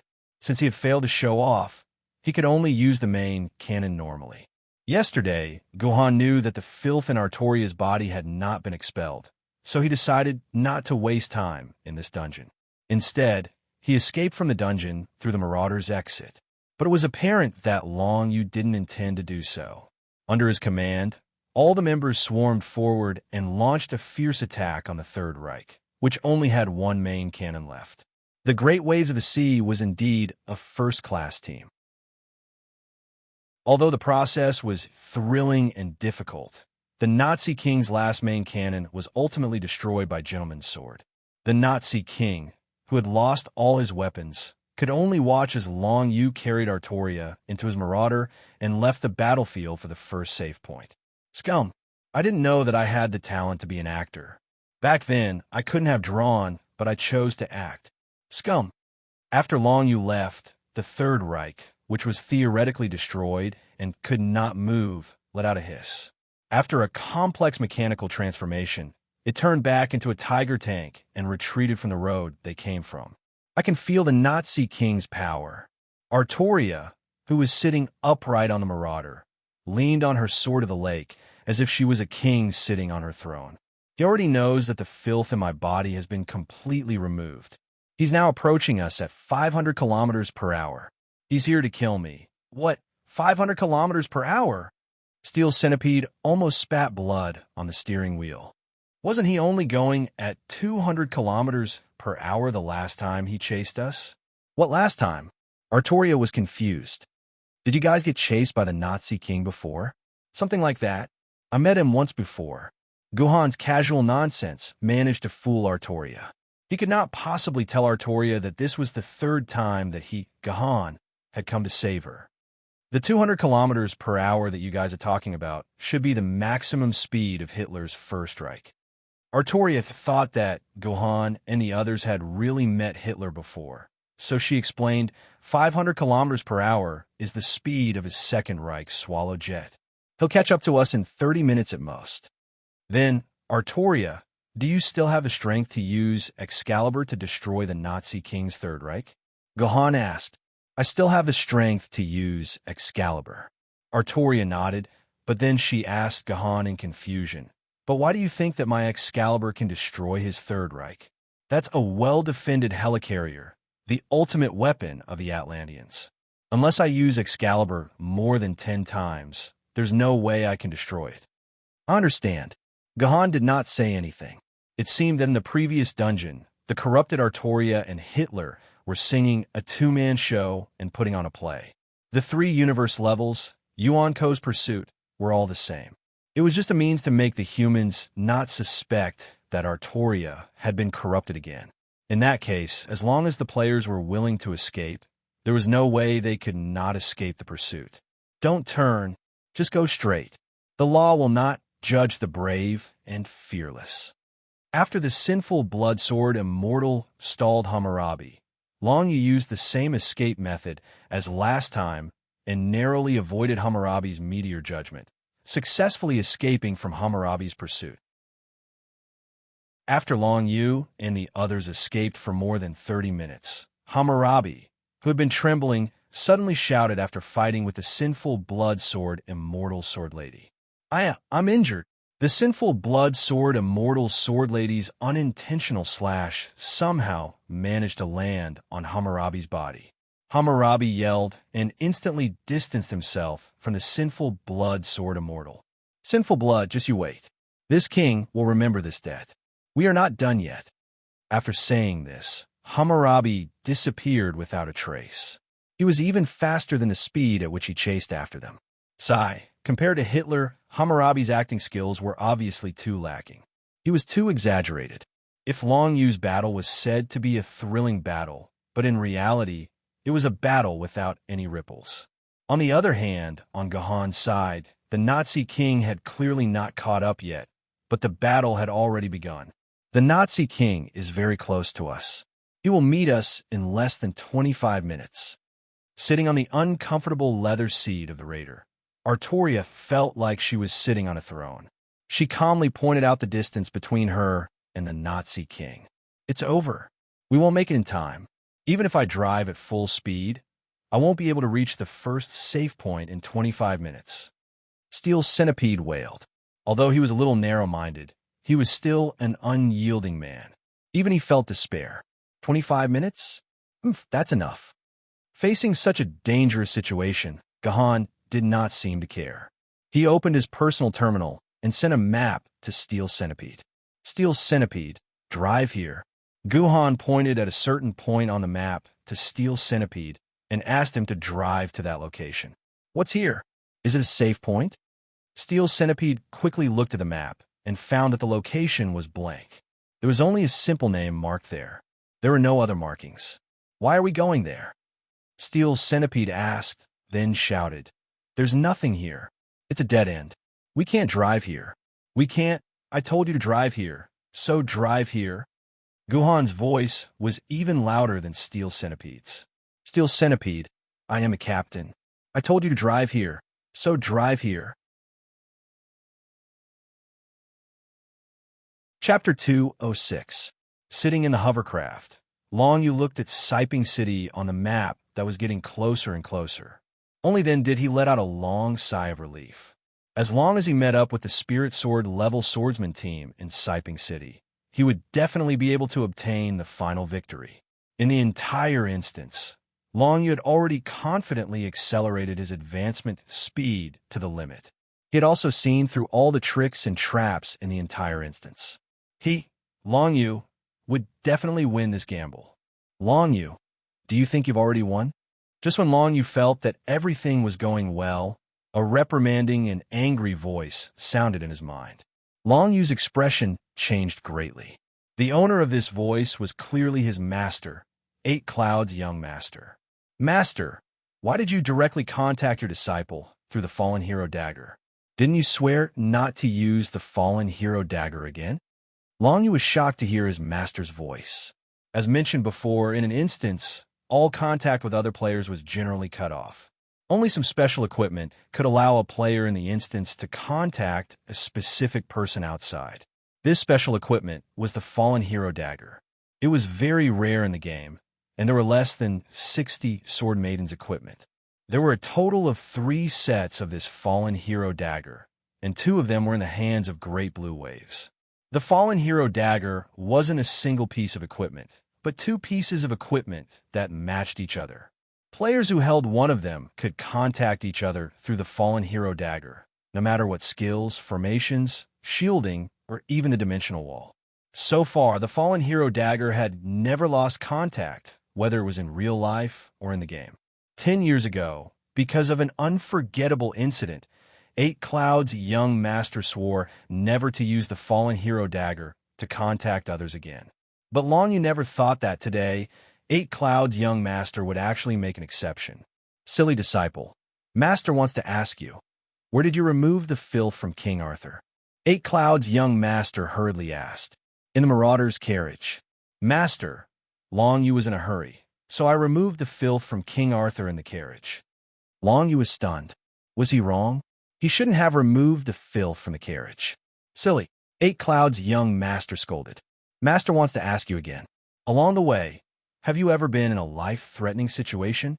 It's not a dangerous situation that doesn't look safe. It's a dangerous situation that could kill you in the next second. No, Master, no. Long Yu started to panic. He wasn't stupid. When he heard his master's questions, he vaguely felt that he had made a grave mistake. Foolish disciple. Foolish disciple. How did I teach such a foolish disciple? Young Master Ba Yin kept calling him a silly disciple, showing the pain in his heart. Just now, the chess piece sent over the process of military governor clearing the instance dungeon through the other pair of fallen hero sword heads. Listen and see how he did it. Next, young Master Ba Yin explained the entire process of Gohan's instance dungeon in detail, including removing the equipment, then removing the filth from the Ardwolves, then killing the Ardwolves, then removing the filth from King Arthur under the suppression of the Wind King's matrix. He also told Long Yu about the full score brocade pouch, the notebook, and other details. Just the narration alone took up to 10 minutes. During these 10 minutes, Long Yu was sweating profusely. He was so terrified that he didn't know what was going on. Only now did he realize that the Artoria beside him was still the Artoria who had been contaminated by the filth. Naturally, if he sent this Artoria over, he would still receive an F-grade evaluation. It would be impossible for him to get any higher. What was even more frightening was that even now, Long Yu still realized that he was wrong. Even though there was less than an hour until the end of the instance dungeon, it was all too late. Long Yu had no way of reversing everything. Long Yu really couldn't think of any way to change this result. I've lost. I've lost. Dragon Feather suddenly knelt on the hovercraft, scaring Artoria and his two teammates. Because Long Yu was communicating with young Master Yakumo through brainwaves, the others didn't hear the conversation between Long Yu and his master. They only noticed that Long Yu's expression was becoming more and more unsightly. It was so unsightly that it looked like he was about to cry. I've lost. I've lost. Long Yu was like a gambler who had lost everything. He had lost everything that could support him and knelt on the ground like a zombie. I've lost. It's over. 3 Demon Suppression Sword Formation. Emperor Sword Quest. It's all over. I've lost. I've completely lost. Captain, what's wrong, Captain? Did something happen? Seeing Long Yu's sudden behavior, his 2 teammates, Gentleman and Fair Lady, pulled on Long Yu's arm and asked him what had happened. However, Long Yu closed his eyes and remained silent, completely ignoring Gentleman and Fair Lady. Because at that moment, Long Yu was still being lectured by his master. Disciple, are you afraid? Are you desperate? Could it be that you've already knelt down and accepted your failure? Young Master Yakumo, who was on the other side of the fallen flower sword, was roaring. His voice was like a loud alarm bell, causing Long Yu's chaotic mind to suddenly calm down. His mind, which had been muddled and could no longer think, began to think again. No, Master, I haven't knelt down. I haven't failed. I still have a chance. Long Yu's knees, which had been kneeling on the floor of the hovercraft, retracted, and his butt sat back down. All right, disciple. Tell me, what other chances do you have? Young Master Yakumo's voice sounded gratified. He could feel that calmness and wisdom had returned to his disciple's mind. We've failed this time, but that doesn't mean we've lost the bet. We can start all over again. Long Yu's expression was frozen like mercury. I'll immediately leave the instance dungeon's exit and start all over again. You want to start all over again? Young Master Yakumo's voice sounded even more gratified. Clearly, Long Yu's answer was correct. Or perhaps he was thinking the same thing. However, young Master Yakumo asked, "You can start all over again, but what about Yawang Sword Faction? What about that military governor? They are already on the right path. They were slower than you to begin with, and have yet to pass the first save point. However, once you start all over again, they will be in front of you. The honor of being the first to clear an S-rank mission, and all the bets will be theirs. You will still be drawing water with a sieve." "No, Master, I will still win." After saying that, Long Yu abruptly opened his eyes, revealing a vicious expression. "Since we, the Great Azure Waves, have to start all over again, then Yawang Sword Faction can start all over again with us." "Master, didn't the chess piece report that Yawang Sword Faction is being chased by King Nazui? Then we should help the Nazi king." "Master, this disciple requests to use that chess piece. Let that chess piece send the Yawang Sword Faction, that military governor, and the others to hell together. As long as one or two of them die in the instance dungeon, then those who die won't be able to come online for 3 days. Coupled with the chess piece that left, this disciple believes that no matter how capable Yawang Sword Faction is, they won't be able to form a new team in a short period of time. That way, victory will still be in our hands. But this way, we'll lose the chess piece that we spent so much effort to place in Yawang Sword Faction. Long Yu, you know how this chess piece managed to infiltrate the core of the Yawang Sword Faction. You should understand how difficult it was to place this chess piece there. Once this chess piece is exposed, we can forget about placing another chess piece in this position in the future." Young Master Ba Yin seemed to be hesitant. He did not want this chess piece to be completely exposed. "Master, you taught me that when I encounter something that I can't decide on, I should weigh it in my heart and use its absolute value to speak. This disciple believes that compared to the tripartite demon subduing sword formation and the Emperor's sword quest, this chess piece's value is not worth mentioning." Good, good, good. This is my good, decisive, and quick-witted disciple. Don't worry. Before I spoke to you, I already ordered that chess piece to take action. They might have already suffered heavy casualties and are no longer able to fight. Quickly command the other members to leave the instance dungeon and prepare to start all over again. As expected, the older, the wiser. Young Master Bayan's questions were all to force Long Yu to wake up. Young Master Bayan paused for a moment before saying, "Disciple, ask yourself honestly. This time you have indeed failed. You lost to that fellow, the military governor. However, you have the backing of the Great Ocean Waves Guild and countless backup plans. That gave you the chance to turn the tables. However, I hope that you will learn from this lesson.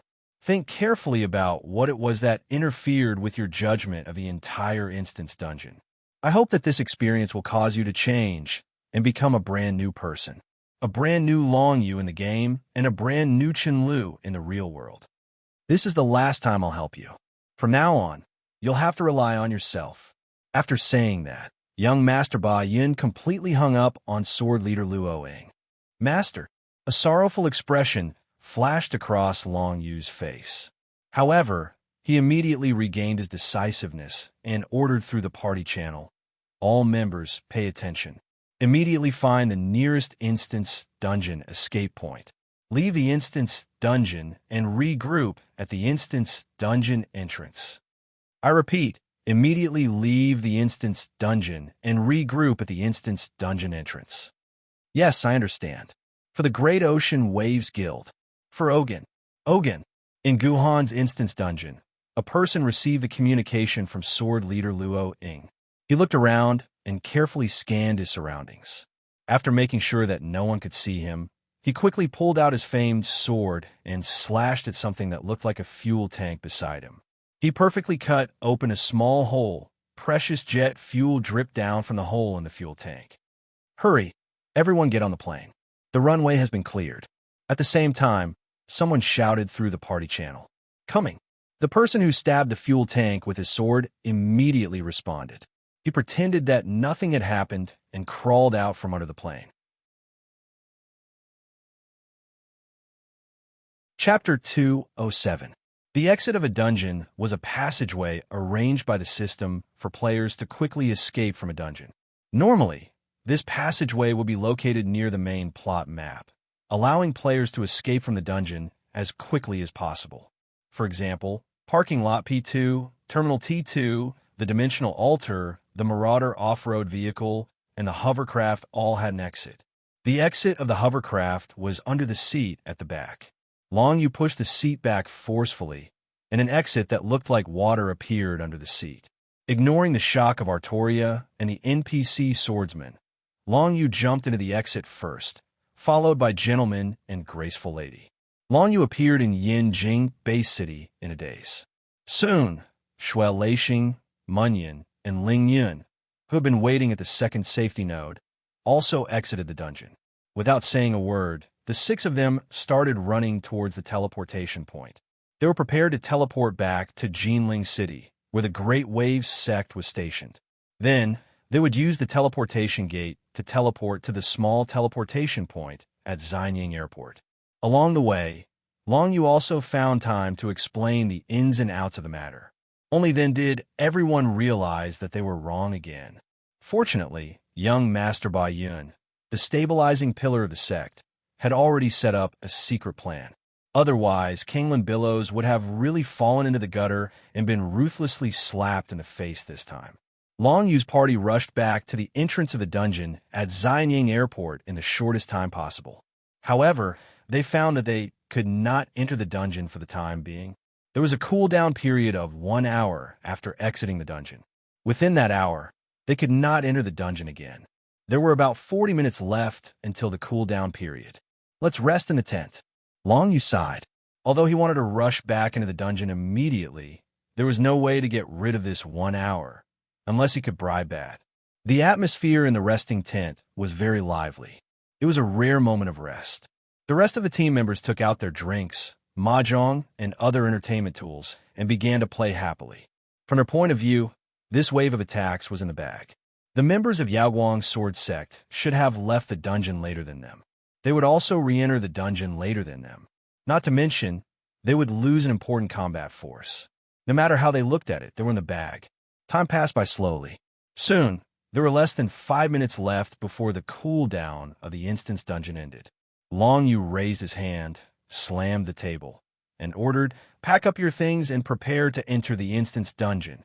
Yes, everyone responded and then began to pack up their poker and mahjong. All channels broadcast. Ding dong. With the hard work of the elite sword-bearers of the Yaoguang sword faction, military governor, wonderful Pen Lan Song Jiang, Steel Meatball, Hong Yu, Yu Sikong, and Yu Siu, they cleared the hidden dungeon, King Arthur's Betrayal, for the first time with an SS rank rating and obtained the title, King Arthur Savior. All channels broadcast. Ding dong. The hidden dungeon, King Arthur's Betrayal, has been cleared by an SS rank. The entrance to the instance dungeon will be temporarily closed for 24 hours. After 24 hours, it will become a famed sword rank dungeon and will be open to all players. Players below famed sword rank can enter the instance dungeon through the entrance of the Xianying City Airport ruins. Once again, let us thank the 6 King Arthur Saviors for their dedication to the world. F*CK, what the hell is this? Did I hear it wrong? Munyan dropped the mahjong tiles in his hands onto the table. He looked at his teammates and saw that they were all in a state of shock and disbelief, especially Long Yu. His face was full of shock, anger, fear, hesitation, madness, confusion. All sorts of negative emotions could be seen on Long Yu's face. At the same time, the entire Sea Billow Sword Sect chat channel began to explode. All sorts of messages poured down like a waterfall. Thousands of messages were refreshed every second. One could imagine that the entire Sea Billow Sword Sect was in an explosive state. "Leader, what should we do now?" Munyan asked Long Yu, not knowing what to do. When he heard Munyan's question, Long Yu raised his head. His eyes flashed with a murderous light. Munyan jumped in fright. In the end, Long Yu did not say another word. His figure flickered, and he disappeared. Don't misunderstand. Long Yu had not teleported. He had logged off. What kind of person is this? You can't even command like this. You can't even compare to a newbie who has been in the game for less than 2 weeks. What the hell are you talking about? Munyan cursed, then logged off. The rest of the team smiled bitterly. When they joined the clearers, they had never imagined that they would fail to clear the first clear of a dungeon for the first time in more than 20 years. This time, they were the scapegoats. When they thought of this, they lost interest in staying in the game. One by one, they followed Munyon and logged off. Soon, there was no one left in the tent. An hour and a half later, under Gahan's forceful command, Steel Centipede drove the Marauder to the location on the map. It was a vast, empty plain. The place used to be a large piece of farmland. After more than 700 years of being empty, the farmland had degenerated back to its original state, a plain. However, what was surprising was that there was actually a wooden windmill standing in the middle of this plain. The blades of the windmill could actually move along with the wind. This was a very unscientific thing. After being exposed to the wind and rain for so many years, no matter how strong the wood was, it should have decayed to the point where it couldn't support the weight of the windmill's blades and collapsed. Even if the material used for the windmill was very solid, the bearing part of the wheel blades could not be rotated again. This was completely contrary to the normal law of development. This place looks familiar. I think I've seen it somewhere before. Magic Pen looked at the place. He felt as if he had seen this place before. I also feel like I've seen this place before, but I can't remember, Steel Centipede added. After hearing Steel Centipede and Magic Pen's words, even the Yu siblings and Hong Yu felt as if they had seen this place before. There's a very famous portrait of this scene. Gohan quickly ran towards the windmill. As he ran, he explained, "Let me give you a hint. That is a portrait of the man and Jindy." When Gohan mentioned the man and Jindy's name, everyone instantly remembered where they had seen this scene. The Sword Bearers Service Centers in every city would hang the portraits of all the Sword Emperors in the past 1,000 years. In fact, wasn't the background of the portraits of the people and the Sword Emperors just a plain and a lonely windmill standing on the plain? The portraits of each Jindy hung in the Sword Bearers Service Center for future generations to admire were very particular. Every strand of hair, every color, and every scene had to be carefully selected and paid attention to. Generally speaking, Jindy's portraits were drawn from their most well-known deeds. For example, Kenzu's background was the entire Yin Jing base city, symbolizing the Yin Jing city that Kenzu founded. Jindy's background was 8 huge heads, symbolizing his great achievement of killing one of the strongest desolate-level Yuan Ko, the Yamada No Serpent. As for the man and Jindy, Jindy was very low-key among all the Jindy, or rather, the very irresponsible Jindy. In his life, he had not even killed a desolate-level Yuan Ko, and he had only killed 2 Hun-level Yuan Ko. Human beings are very realistic. If you protect our safety and make great contributions, we will sing and praise your great story. On the contrary, it is difficult for people to even remember your name. Among all the Jindy since ancient times, the man in Jindy could be regarded as the least popular Jindy apart from Minyuan Jindy. Not many people knew about his life, so at this time, Magic Pen and the others had no idea why they chose this place to paint the portrait of the man and Jindy. The man in Jindy has only killed 2 Hun-level Yuan Ko in his life.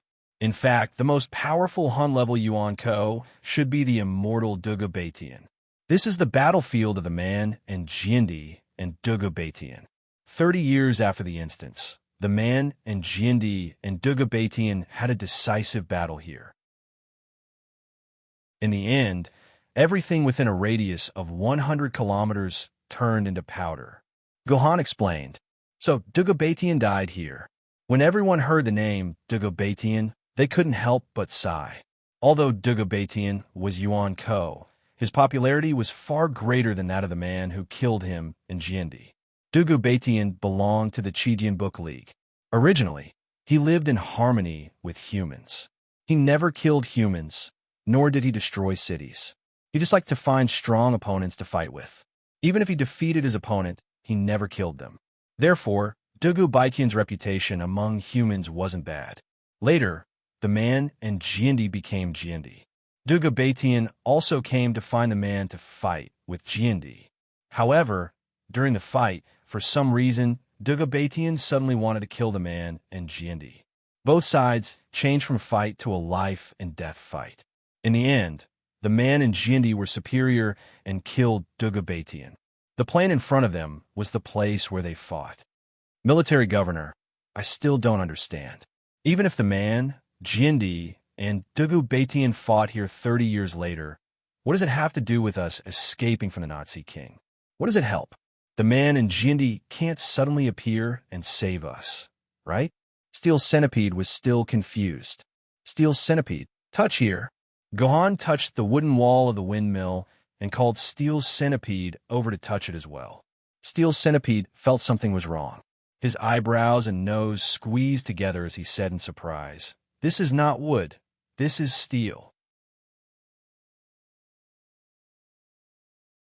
Chapter 208. The windmill in front of Gohan and the others was not a wooden windmill. Instead, it was a windmill built entirely out of steel. However, it had been painted by an expert to look like a wooden windmill. Moreover, the steel used to build the windmill was no ordinary steel. It was a high-grade special steel that was resistant to corrosion and rust. Otherwise, it would not have been able to maintain its rotation for 700 years. The question was, why did a small windmill here need steel, and a special steel at that? Was it because the original owner of this field had too much money to spend? Gohan led everyone into the windmill. He patted Magic Pen on the shoulder and smiled. "Please ask Ching-Ying to cut open the steel plate under our feet. Ching-Ying is the sharpest and the best material we have here. I'll have to trouble her." "Okay." Wondrous Pen nodded and released Ching-Ying. Ching-Ying didn't say anything and drew a circle on the ground. A circular hole instantly appeared on the ground, and a circular steel plate that was at least 50 centimeters thick fell into it. It fell for a full 3 to 4 seconds before the loud sound of it hitting the ground could be heard. Judging from the time, there was at least a large space that was more than 60 meters deep under Gohan's feet. "Let's go down." After saying that, Gohan was the first to jump into the hole. What else could the others say? They could only follow behind Gohan and jump down. Fortunately, they were holding on to their sword maidens.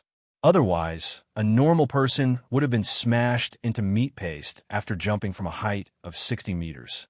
System notification. Player Military Governor. Your party has triggered the hidden map, XXX base. Original Quest 7 has failed. Hidden Quest. One step to victory is in effect. Please lead your party directly back to Yanjing Bay City. We triggered the hidden map just like that? How cool! Steel Centipede exclaimed, but no one paid attention to him. The space under the windmill had been sealed for an unknown period of time. The entire space was filled with a strange smell. It was like the smell of a 1,000-year-old tomb. Magic Pen and the others turned on their flashlights and discovered that they were in a very advanced and sci-fi underground facility.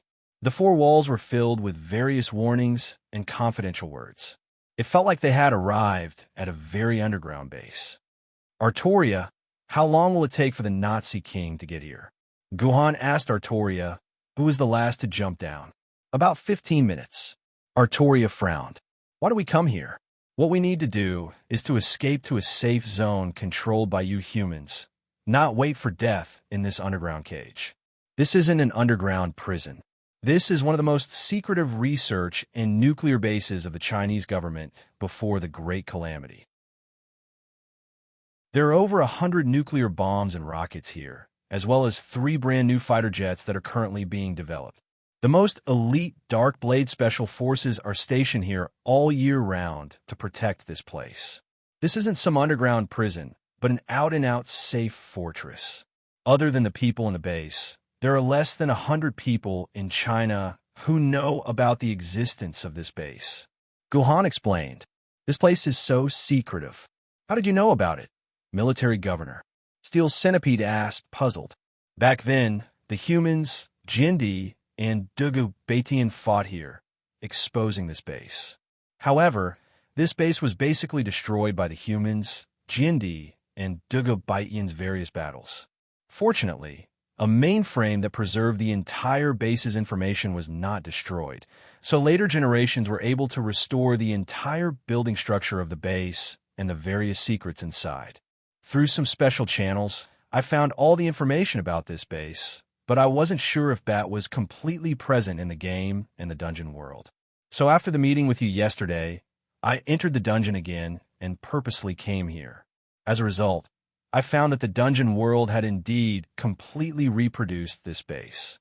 I have to admit that Bat is really a great intelligent program. Although I don't understand what you're talking about, I have to tell you that your conversation just now has already wasted 3 minutes. We only have 12 minutes left. No matter how strong the defense of this base is, it is impossible to stop the attack of the Nazi King's Third Reich. Artorias saw these humans constantly talking about irrelevant things and could not help but urge them. It's okay, we have enough time. Gohan patted Artorias' shoulder with an expression that said, "Don't worry about me." According to the information, this base is experimenting with 3 top-secret military aircraft, one of which is an official top-secret design, the aerial gunship. Simply put, the aerial gunship is a heavy fighter aircraft equipped with rapid-fire cannons and howitzers. It can use the heavy artillery on the side of the fuselage to launch a sustained artillery suppression on the enemy's front position for a long time. Because the cannons are fired in the air, they can fire at the blind spots of the enemy's cannons from various angles that are impossible for traditional cannons. In a situation where our side has obtained air supremacy, the aerial gunship can deal the most lethal artillery fire to the enemy. Before the apocalypse, only the United States was equipped with a mature aerial gunship AC-130. Therefore, the Huaxia Empire used the AC-130 as a blueprint and began to develop its own aerial gunship, codenamed Vanguard. When the apocalypse happened, the research was nearing its end, and even the prototype had been manufactured. All that was left was to soar into the sky for test flight. Our target is this Vanguard aerial gunship. When I came to check yesterday, I discovered that thanks to the good sealed environment of this underground base, this Vanguard aerial gunship is very well protected. The fuel tank is even full. As long as it is activated, it can soar into the sky. This is the reason why I brought you all here.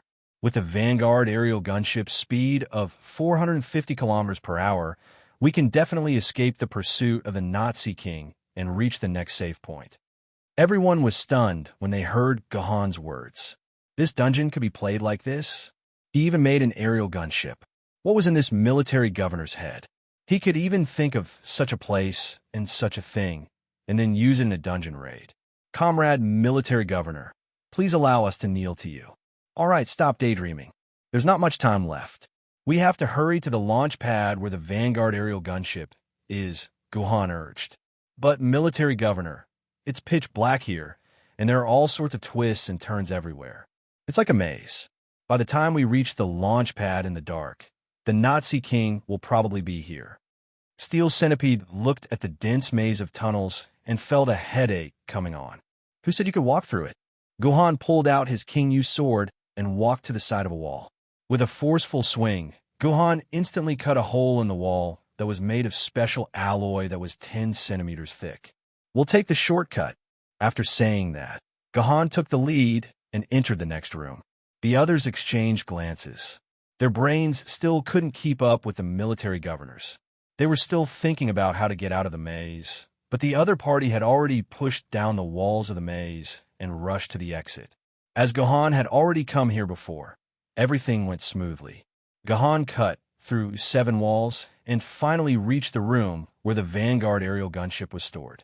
A 30-meter-long, 12-meter-tall behemoth appeared in front of everyone. This was a Rayal fighter plane.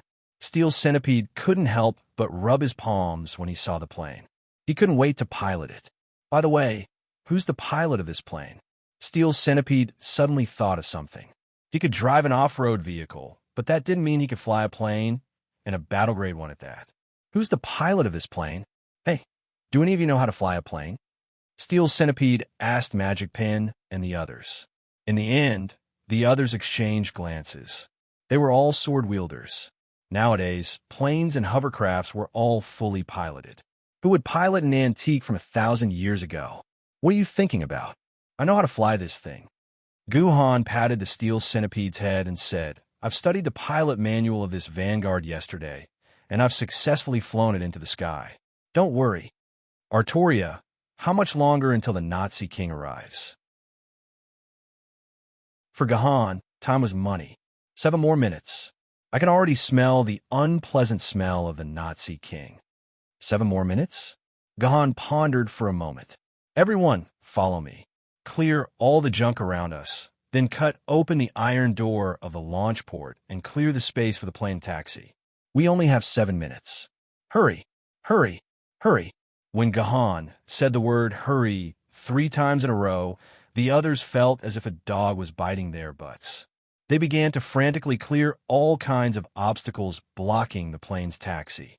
Whether they could escape from the Nazi king's clutches and win this competition depended on these 7 minutes. Just as his teammates, including Artoria, were frantically clearing the runway, a figure suddenly sneaked back to the side of the plane. Yes, I understand. For brilliant billows. For Ogen. He lowered his head and carefully scanned his surroundings. After making sure that no one could see him, he quickly pulled out his famed blade and stabbed at something that looked like a fuel tank beside him. He perfectly cut open a small hole. Precious jet fuel dripped down from the hole in the fuel tank. Hurry, everyone get on the plane. The plane is about to take off. At the same time, Gahan shouted in the guild channel. Coming. The person who stabbed the fuel tank with his sword immediately responded. He pretended as if nothing had happened and crawled out from under the plane. As a result, when this person got out from under the plane, he saw Guhan's smiling face looking at him. Military governor, let's get on the plane. The person pretended as if nothing had happened and calmly prepared to board the plane. Wait. Guhan pressed down on the person's shoulder. Are you going to keep pretending? What are you talking about? I don't understand what you are talking about. The person took a step back, but was blocked by another person. You bumped into me. A female voice rang out. Hong Yu's figure gradually appeared out of thin air. Hong Yu had actually maintained her invisible state and stayed there. This meant that she had seen the entire process. Phew, I knew that I would be discovered sooner or later. You put a lot of pressure on me. Military governor, you're the only person I will respect in this life. P.S. You are the ones who know who the spy is.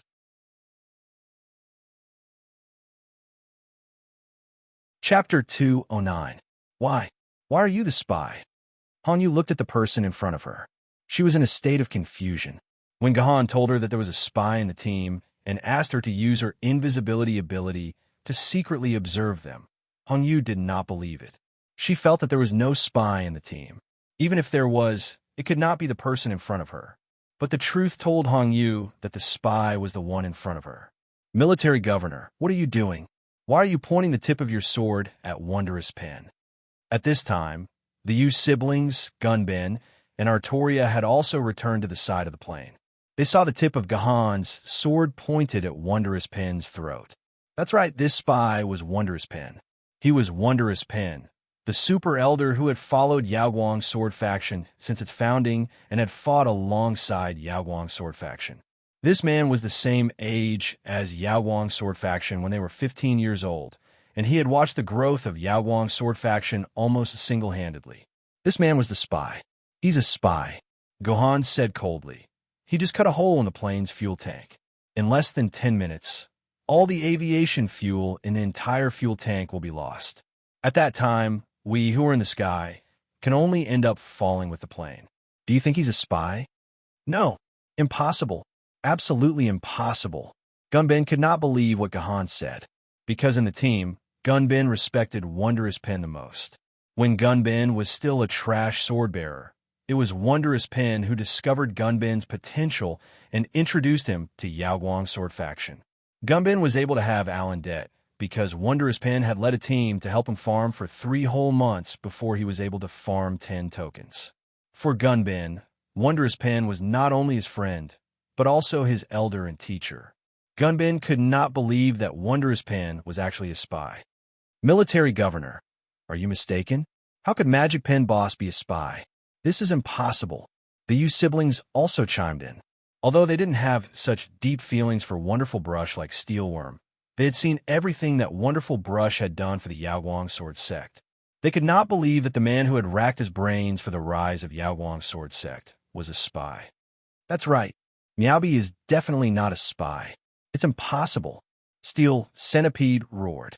Meowby is the deputy sect leader of our Yaoguang sword sect. Deputy sect leader, his position was below tens of thousands of people. Even if he was originally a spy, sitting in his current position, it was impossible for him to be a spy. What could Kanglim Buitao give him? The vice leader of the great waves of Azure Waves? How is this possible? By the way, military governor, you said that Wonderful Brush is a spy. This is only your side of the story. Apart from that, do you have any evidence to prove it? Steel Centipede gritted his teeth and said, I understand. You are the spy. You are the spy who wants to frame Deputy Sect Leader Wonderful Brush. You, an outsider, are the most likely spy. Shut up, Steel Centipede. I saw what Wonderful Brush did with my own eyes. Military Governor did not lie. I saw Wonderful Brush cut open our fuel tank with my own eyes. I saw it with my own eyes. Hong Yu retorted in a stern voice. Then even you are a spy. You're also a spy. You and this military governor are together. Both of you are spies. Steel Centipede was about to go crazy. Enough. Look at this. Wake up. Hong Yu sneered. She tapped on her personal terminal, and a video appeared in the air. This video was none other than the video of Wonderful Brush destroying the fuel tank. Seeing this video, Steel Centipede felt as if all the bones in his body had been pulled out. He fell limply to the ground. With such evidence in front of him, Steel Centipede had no choice but to believe it. There is no need to defend me, Steel Centipede. I am indeed a spy. Wonderful Brush raised his head and looked at the dark roof. He let out a long sigh of relief. It has been 17 years. In the blink of an eye, I have played the role of spy for 17 years. Today, I can finally be myself again. During these 17 years, I almost thought that I was the vice leader of the Yaoguang sword faction, the leader inside, and Yaoguang's best friend. If it weren't for this dungeon raid, I might have continued playing the role for another 17 years, 34 years. I might even have to play the role until I die. So I want to thank you, military governor. You are the one who ended my painful days. I finally don't have to live such a painful and tangled life anymore. Thank you, military governor. I really thank you. I don't hate you at all for exposing me. You are the one who freed me. Don't thank me. Thank you for your acting. Sometimes, your acting is really bad, especially when you're panicking. You reveal too many flaws. Gohan hugged his arms. The world goes on, and the spirits of heroes never scatter. I can't believe I have witnessed yet another pitiful betrayal. Artoria walked over slowly. Her expression was very ugly. In history, she, King Arthur, was betrayed by the man and woman she loved and sank to the bottom of the spirit lake. Therefore, Artoria had an extremely painful memory of betrayal. Do you need me to kill him? Military governor. Artoria also drew her sword of the lake. Although Artoria was no match for the Nazi king, she was more than enough to deal with a famed sword-level wondrous pen. Not to mention, the Yao siblings, who were ranked second in the famed sword level, were supporting her from the side. You'll have to ask Wondrous Pen yourself. Wondrous Pen, do you still want to fight us to buy time for the leaders behind you? Gohan asked as he looked into Wondrous Pen's eyes. No, I am not interested. Wondrous Pen shook his head. I have already destroyed the plane's fuel tank. My mission is complete. I don't want to fight my former friends anymore, especially Steel Centipede. I really don't want to fight you, and I won't fight you. Okay, I believe you. Gohan retracted his sword that was pressed against Wondrous Pen's throat. Military governor, he is very dangerous. There is a powerful force in his body. Once he decides to fight us, we will definitely delay him for a long time. The Nazi king will arrive in less than a minute. Artoria tried to persuade Gohan. You are wrong, Miss Artoria. The Nazi king will not arrive in less than a minute. He is already above us now. Impossible. My senses are not bad. Before Artoria could finish her sentence, the ground above the base trembled violently. The entire underground base was shaken by the tremor. Artoria felt her face burning, as if she had been slapped. The special metal here has the ability to block out senses. Although it cannot completely block out your senses of the Nazi king, it is normal for you to make a wrong judgment. Gahan explained. Artoria, King Arthur, Night King, I know you're nearby. Come out, let's fight again. Above him, the Nazi king's muffled voice traveled down to the ground. It seems like the isolation here has not only blocked your senses, Artoria, but it has also made it difficult for the Nazi king to sense you. That's why he can only sense that you're nearby, but he can't sense that you're right under his feet, Guhan said. But he will find out sooner or later. His sense of smell is very sensitive. This base can't buy us too much time. We have to start this plane immediately and escape from this base. Otherwise, we will all die here. Artoria's expression became anxious.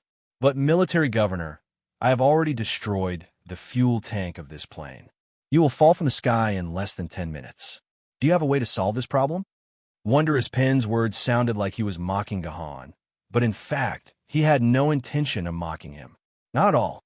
He just wanted to know if this man whom he admired could come up with a way to turn the situation around at this almost desperate moment. He estimated that even the old guy who put him in would be helpless in the face of such a situation. Military governor, can we think of a way to weld this mailbox together? I see that there is electric welding equipment here. Maybe we can weld the gap, Hong Yu suggested. It's no use. These welding rods can't be used anymore. Even if they can be used, it's impossible to weld such a gap with less than 10 years of experience. Rashly welding will only cause more damage to the fuel tank. Then Hong Yu seemed to have thought of something, but at that moment, the ground shook violently again. Then, they heard the Nazi king shouting, Arthur, I know where you are. Why are you hiding underground like an English mouse? Why are you trembling under the bombardment of the Nazis like your useless junior? Churchill, Arthur, come out right now. Boom! It seemed that the Nazi king had blasted the ground. The soil on the surface of the ground had probably been blasted away, and the steel shell of the underground base was exposed to the Nazi king. It seems like there's no other way. Artoria pulled out her sword of the lake and looked up with determination. You guys run first. I'll stall the Nazi king. You guys are here to save me. Although I can't defeat him with my strength, I can still stall him for a few minutes. You guys take the opportunity to escape. We'll meet again if fate allows it. With that, Artoria was about to fly out from the entrance and fight the Nazi king to the death. What are you doing? I won't leave you alone. Gahan grabbed Artoria's smooth, white hand. Artoria was stunned, but she didn't break free from Gahan's grasp. Because Gahan continued. When did I say that there's no way to escape? You still have a way to escape?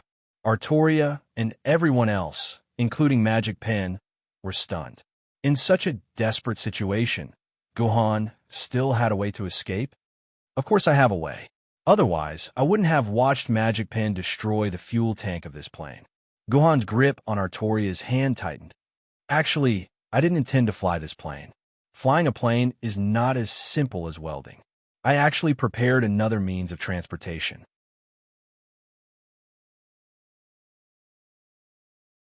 Chapter 210. Boom! There was another loud noise, and the underground base shook violently. Things kept falling from the lamps overhead. Not good. The Nazi king has destroyed part of the base in the north. It won't be long before we reach the south. We have to go. Gahan pulled Artoria's hand and ran to the side of a wall. He quickly cut open the wall and was the first to enter the hole. Go, follow me. Gahan shouted, and the rest of the people quickly followed, leaving only Pen and Steel Centipede standing in the same place. Pen, why aren't you leaving? It'll be too late if you don't leave now. Pen laughed. Big Brother Magic Brush, come with me. Gunpen looked at the Magic Pen with a very serious expression. I can see that the Admiral won't make things difficult for you. You should leave with us. I can't go. I don't want to go. Pen shook his head. Go, Pen. I thank you for your kindness. It's not in vain that I picked up a piece of unpolished jade for you. Go. Don't worry about me. No, you're just waiting for death if you stay here. I won't let you stay here alone. Steel Centipede said sadly. He felt like he was the male lead in a sad TV series. No, Pen, I won't let you die alone. If we're going to die, we'll die here together. Did you watch a TV series? Pen, kick pen. Get lost. This is a game. I won't be able to log in for 3 days at most. It won't take my life. Get lost. Pen suddenly felt very embarrassed. Yes, this is a game. No one will die. Why should I be sad? Pen knew that Pen, who had been seen through, had no face to escape. Steel's centipede sighed and went back into the cave. What a pity. I wonder what the military governor will do to escape. It's really a pity. If it wasn't for the fact that it would be difficult to explain to old man Yakumo after coming out of the dungeon unscathed, I'd like to see what the military governor is up to. Military governor, what are we doing here? There are no planes here. Steel's centipede was the last to arrive at Gahan's room. He found himself in a room filled with all kinds of instruments. One of the walls was made of a large piece of transparent glass. It was pitch black outside the glass, and nothing could be seen. That was why Steel's centipede felt strange. He did not understand why the military governor had brought him here. There were no planes here, and there was no runway for planes to take off and land on. Who told you that I'm going to give you a plane ride? Gohan pushed one of the handles of the device, and the whole device lit up. Wartime backup power has been activated. Silo function has been activated. Power remaining at 10%. Continuous operation time will not exceed 10 minutes. A mechanical female voice rang out in the room, followed by a flash of light. The lighting in the room was switched on, followed by the lighting outside the window. When Steel Centipede saw the scene outside the window, she was shocked. Outside the window was a huge silo. A large missile with a skull drawn on it, and the words, "Beware of radiation. Do not approach," was inserted in the center of this silo. Even though 700 years had passed, it was still shining brightly, as if it could be launched at any time. This is a nuclear bomb. Steel Centipede swallowed a mouthful of saliva. Steel Centipede had heard of the legend of nuclear bombs. On the 10th day after the apocalypse, humans, who had been defeated to the point where they could no longer retreat, tried to kill Yuan Ko with a nuclear bomb. However, Yuan Ko hid between the dimensional gaps, and the nuclear bomb did not cause any damage to Yuan Ko. It did not even kill the weakest, rat-level Yuan Ko. Instead, it destroyed parts of the Earth and turned them into no man's land. However, the legend of a nuclear bomb was completely preserved. Steel Centipede was also a big fan of nuclear bombs. Steel Centipede also yearned for this most powerful firecracker in the world. He had been looking for a chance to see what a nuclear bomb looked like, but he never had the chance. He did not expect to see it today under such circumstances. I say, military governor, don't tell me you want us to go back in this. Steel Centipede swallowed another mouthful of saliva. Why not? The launch speed is 30 meters per second, and the flight speed is 6,000 meters per second. As long as we sit in this, it will only take us 200 seconds to get from here to Beijing. Have you heard of a saying from before the apocalypse? Gohan kept inputting all kinds of data into the instrument. As he typed, he laughed and joked. As the saying goes, Dongfeng Express, mission accomplished. Rumble. Another series of loud collapses and explosions sounded. Judging from the direction of the sound, it was coming from the place where the aerial gunship had stopped. It seemed that the Nazi king had advanced there. Beep, beep, beep. Warning. Warning.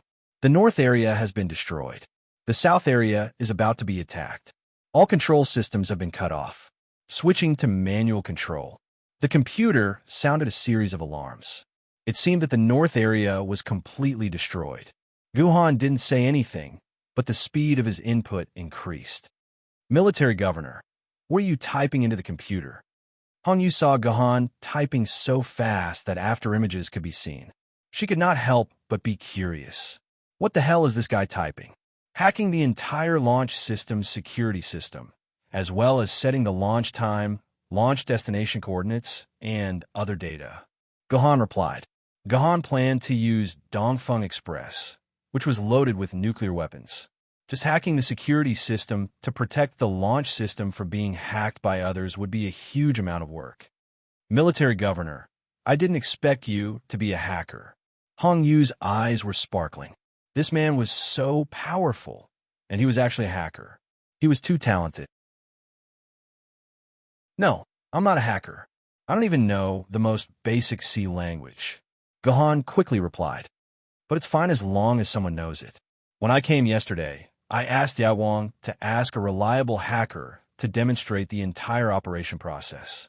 I just need to remember the process. After hearing Gohan's words, Hong Yu's eyes lit up. If what Gohan said was true, then he had only watched the hacker's demonstration a few times, and he was able to remember every operation step and input letter. This kind of memory ability was much better than any hacker. System notification. Your party member, player Magic Pen, Lansong River has died and left the dungeon. At this time, such a notification suddenly appeared in the party channel. Magic Pen had actually died. It seems that the Nazi king has reached the aerial gunship. Yu Sitsong's expression changed greatly. It's not far from here. Military governor, how long will it take for you to complete the input?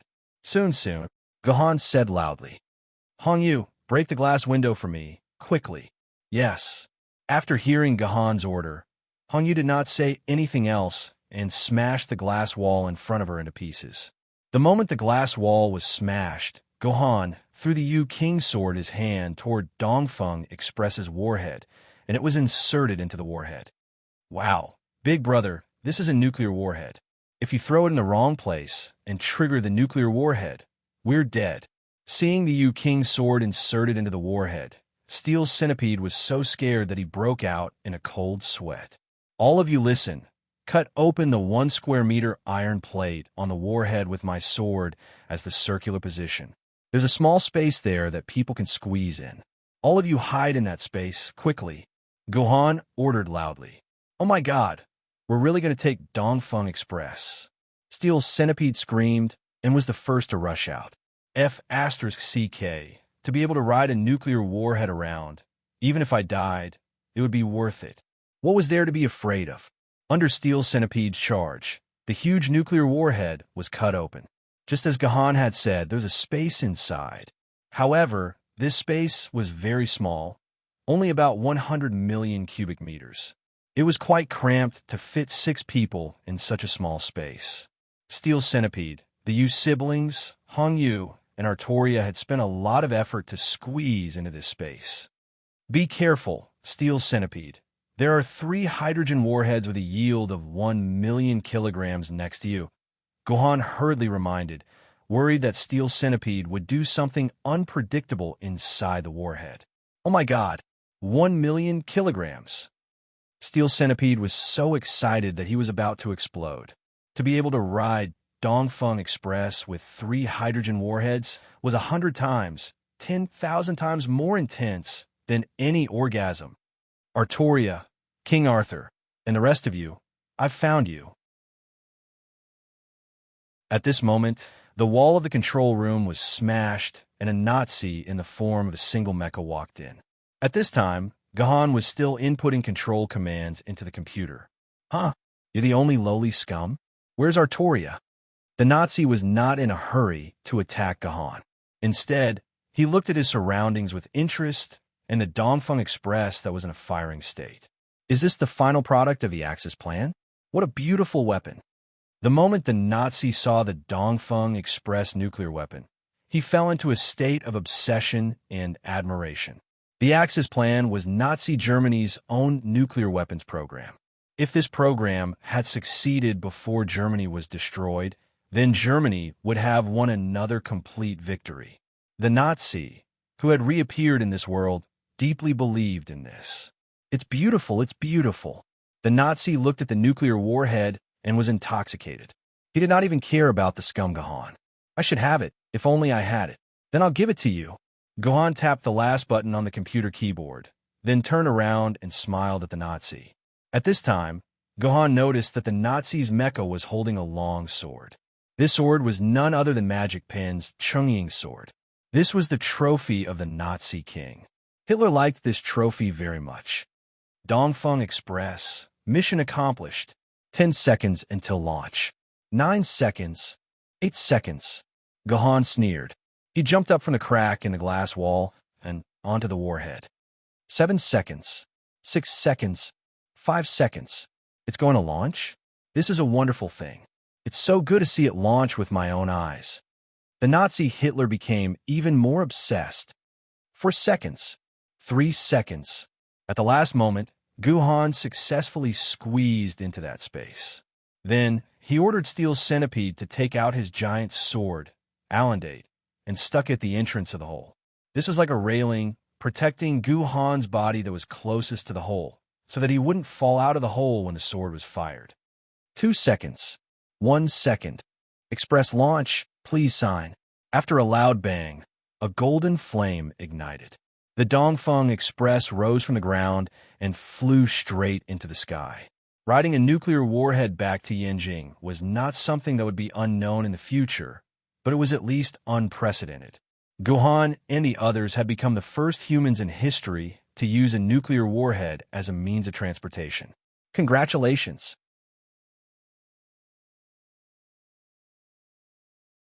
Chapter 211.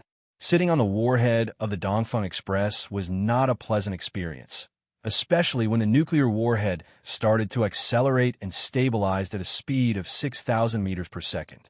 During this process, the overload of hundreds of GS of pressure was enough to instantly crush any human into a pile of minced meat. Fortunately, the people sitting on the warhead were not ordinary people. Each of them had their own famed sword-level sword mistresses in their hands. While they enjoyed the physical attributes of a famed sword-level sword mistress, they also had a layer of protective shields protecting them. Only Artoria did not have these protective measures, but this was a piece of cake for her. This little bit of pressure was not enough to pose a threat to a universe-level Yuan Ko. The only one who looked a little terrible was Gahan himself. To be honest, Gahan was very uncomfortable. He felt as if a train was pressing down on him, and his lungs were about to be flattened. It could not be helped. After all, Gohan's sword essence was only about 4,500 quarks.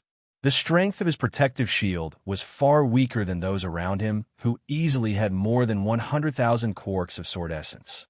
What was more frightening was that Gohan found that the energy of his protective shield was decreasing at an alarming rate. In less than 3 seconds, 40% of the shield's energy had been consumed. Why was this happening? The reason was simple. The shield would lose energy when it received damage. In a way, Gahan, who was under 100 times the gravity, felt as if someone was constantly hammering his chest with a 10-ton sledgehammer, or as if he was constantly enduring a full-force blow from a dragon-level Yuan Ko. Under such circumstances, it would be strange if the energy of Gahan's protective shield did not decrease. Who would have thought that all my calculations would fail at this step? Seeing this situation, Gahan sighed in his heart. He had calculated everything except for the fact that under such high-speed gravity, his protective shield might not even last 10 seconds, let alone 200 seconds. Once the protective shield broke, he would be dead. There was no other possibility. What was even more frightening was that Gahan could not even open his mouth. If he could not open his mouth, he would not be able to ask for help from the people around him. Gahan would probably suffocate to death inside the warhead. Are you okay? At this critical moment, Artoria, who was squeezed behind Gahan, noticed Gahan's abnormality. She was surprised to find that the leader who had saved everyone at this critical moment was pale, full of pain and fear, like a critically ill patient who could die at any moment. Gahan tried his best to stretch out a hand and place it on his chest. Only then did Artoria notice that Gahan's chest had almost been squashed into a pizza, from a bloated hamburger to a pizza. Artoria instantly realized that this person's body couldn't withstand such a strong gravity. But Artoria couldn't understand why this leader couldn't withstand it, even though his other teammates looked pale. They all seemed to be able to withstand it. So why couldn't he? Although she couldn't understand it, one thing was clear. Artoria had to save this man. It was this man who had saved her from danger and suffering. She had to save him. But at this moment, how could she save this man whose chest was flattened by the pressure of the atmosphere? Suddenly, Artoria thought of a balloon. As long as she blew this man's body up like a balloon, it would be fine. But if she blew on him, wouldn't that be? For no reason at all, Artoria's face turned red. As soon as Artoria had this thought, ripples appeared on the surface of Gohan's body, which meant that his protective shield had broken. If she didn't act now, Gohan would die. She couldn't delay any longer. Artoria decisively pulled Gohan into her arms, then turned his head so that Gohan's lips were facing her face. "I'm repaying a debt of gratitude," Artoria told herself. Then, she instantly lowered her head and pressed her lips against Gohan's. Then, she used her tongue to pry Gohan's lips open. She took a deep breath, inhaled a large amount of air, and suddenly exhaled, pouring a large mouthful of air into Gohan's mouth. Then, through the airway, it rushed directly into Gohan's lungs. The force of Artoria's full breath was no less than that of an air compressor. Artoria's breath instantly inflated his lungs, which had been pressed together from top to bottom, so that the atmospheric pressure inside and outside Gohan's body became balanced. Suddenly, Gohan's pale face became a little ruddy, and he looked a lot better. But this was completely dependent on Artoria's help. Once Artoria loosened her mouth, Gohan would probably return to his previous state, or even worse. This meant that he couldn't loosen his mouth for a long time. Muddle-headed Gohan felt a clear stream flowing from his lips into his brain. He opened his eyes and saw that Artoria's face was so close to his own, and her beautiful eyes were less than a finger's distance away from his own eyes. The two people's eyes met, and in Artoria's eyes, Gohan could see the stars, the moon, the tall and supreme throne, the battlefield littered with corpses, and the pain of not being able to live as she wished. In that instant, Gohan understood many things from Artoria's eyes. As if sensing that her heart had been seen through by Gohan, Artoria hurriedly closed her eyes, and a few traces of red flashed across her face. "Wow, Military Governor, you're too awesome. You've already started kissing? Military Governor, you're too awesome." At this time, Gunrun discovered the unusually intimate action between Gohan and Artoria, and let out an envious sigh. This military governor was really amazing. Not only was he a first-class player in clearing dungeons, but he was also many times better at picking up girls than Gunrun. Gunrun couldn't help but admire him. "Good brother. I want to kiss too." Yu Sikong and Yu Siyu, who were squeezed in the innermost area, saw this scene. The younger sister couldn't help but pout coquettishly. Then, the older brother Yu Sikong very considerately pressed his lips against his sister's lips. The two of them also started kissing passionately without restraint. Adulterous couple, shameless and shameless. The ashen-faced Hong Yu suddenly blurted out such a sentence. No one knew if she was talking about the Yu siblings or Gohan and Artoria. "Sister Hong Yu, why don't the two of us do that too? You see, I'm also an unyielding man." Gunrun shamelessly moved his head to Hong Yu's side, but in return, Hong Yu slapped him on the neck. "Get lost." After maintaining contact with Gohan's mouth for dozens of seconds, Artoria, whose mind was a mess, suddenly remembered something.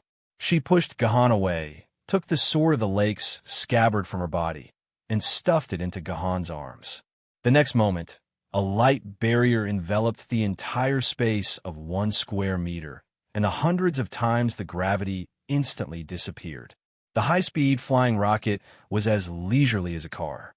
"Phew, I almost forgot that my scabbard has this function." Artoria blushed. Her Sword of the Lake's scabbard was a scabbard made by the elves, and it could form a space-stabilizing boundary to protect life within a boundary. Artoria's mind was a mess just now, and she actually forgot that her scabbard had this function.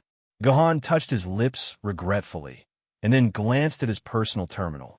Just now, Gohan felt a message being sent to his terminal, but because of the gravity, he didn't have the strength to notice it.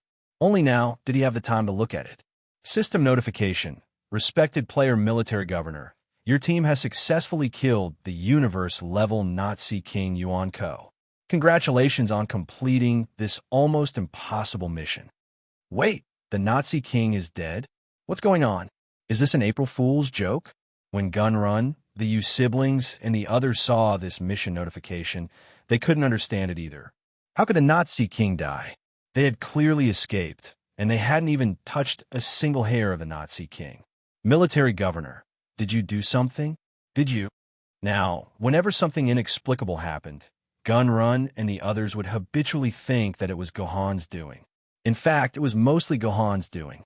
I don't know. Gohan also scratched his head in confusion. Although I set all the remaining 20 normal nuclear warheads to explode at the same time before I left, I don't think that would kill the Nazi king. After all, weapons of pure human civilization are useless against Yuanko. You lunatic! You actually set the remaining 20 nuclear warheads to explode at the same time. When Gunrun heard Gohan's words, he almost peed his pants. Gunrun thought that he was already very powerful, but he never imagined that he would meet someone even more powerful. This was 20 nuclear warheads exploding at the same time. The power was enough to destroy the entire Shaanxi province and then blast a whole thousands of meters deep into the earth. How could this guy have the guts to do such a thing? Compared to Gohan, Gunrun suddenly felt that he was as ridiculous and insignificant as a primary school student. I didn't want to, but the hacker yesterday said that this was the side effect of forcefully breaking the security system. Unless I spend an hour to completely break the security system, that's obviously impossible, so I can only let the remaining nuclear warheads explode at the same time. Gohan explained very seriously, but obviously Gunrun and the others didn't agree with this explanation. From Gunrun's point of view, Gohan had obviously set the nuclear warheads to explode after a certain number of seconds. Otherwise, why didn't the nuclear warheads around him explode? Since it was a counterattack by the security system, all the nuclear warheads should have exploded at the same time. As he said this, Gunrun couldn't help but touch the metal shell of the hydrogen bomb beside him. This was a hydrogen bomb with a yield of 1 million tons, and it felt great to touch. The Nazi king couldn't have been killed by a nuclear warhead. Weapons of pure human civilization don't work on us. Even if there were 200 of them, they wouldn't be able to kill the Nazi king, let alone 20. What did you do to kill the Nazi king? Artoria stared into Gohan's eyes. She had to figure this out, or she wouldn't be able to eat or sleep. Well, maybe it has something to do with the Chang'e sword. Gohan thought for a moment and came up with a more reliable explanation. When I left, I saw the Chang'e sword in the Nazi king's hand. I think the powerful shockwave must have hit the Chang'e sword during the explosion, allowing the Chang'e sword to pierce through the armor of the Third Reich and stab the Nazi king. At that time, the Nazi king was in his minimized mecha form, and without the Third Reich, Hitler was just an ordinary person. Once Hitler was stabbed, no matter how powerful the Third Reich was, it would be useless. This was the only possible explanation. In fact, Gohan also couldn't understand why the Nazi king would die there. It didn't make sense.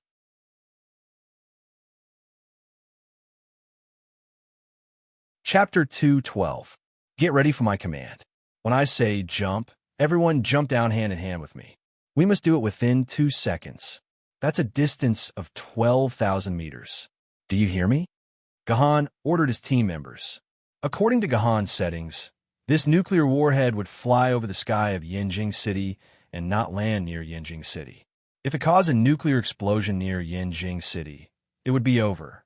The vicinity of Yinjing City was not as uninhabited as the vicinity of Xianying Airport, where there were no traces of people. There were tens of thousands of ordinary people working around Beijing City, as well as thousands of swordsmen patrolling and killing Yuanko. If it exploded near Beijing City, the number of NPCs killed would be estimated to be tens of thousands. At that time, Gohan's mission rating would definitely not reach S rank. Therefore, according to Gohan's settings, the nuclear bomb would fly over Beijing City and land on a city in Neon. After all, that city had suffered a nuclear explosion 1,000 years ago. It was better to go back to the original place and return to its original state. According to Gohan's calculations, the best landing spot over Beijing City was between 203 seconds and 205 seconds. Based on the calculation of inertia, the final landing spot was right above Miyun Reservoir. Without a parachute, jumping into the water was obviously the best landing spot. With the physical fitness of the swordsman and the water as a buffer, Even if they fell from a height of tens of thousands of meters, it was still possible for them to survive. Gahan stared closely at the time displayed by the system. When the time passed 202 seconds, Guhan immediately shouted, "Jump!"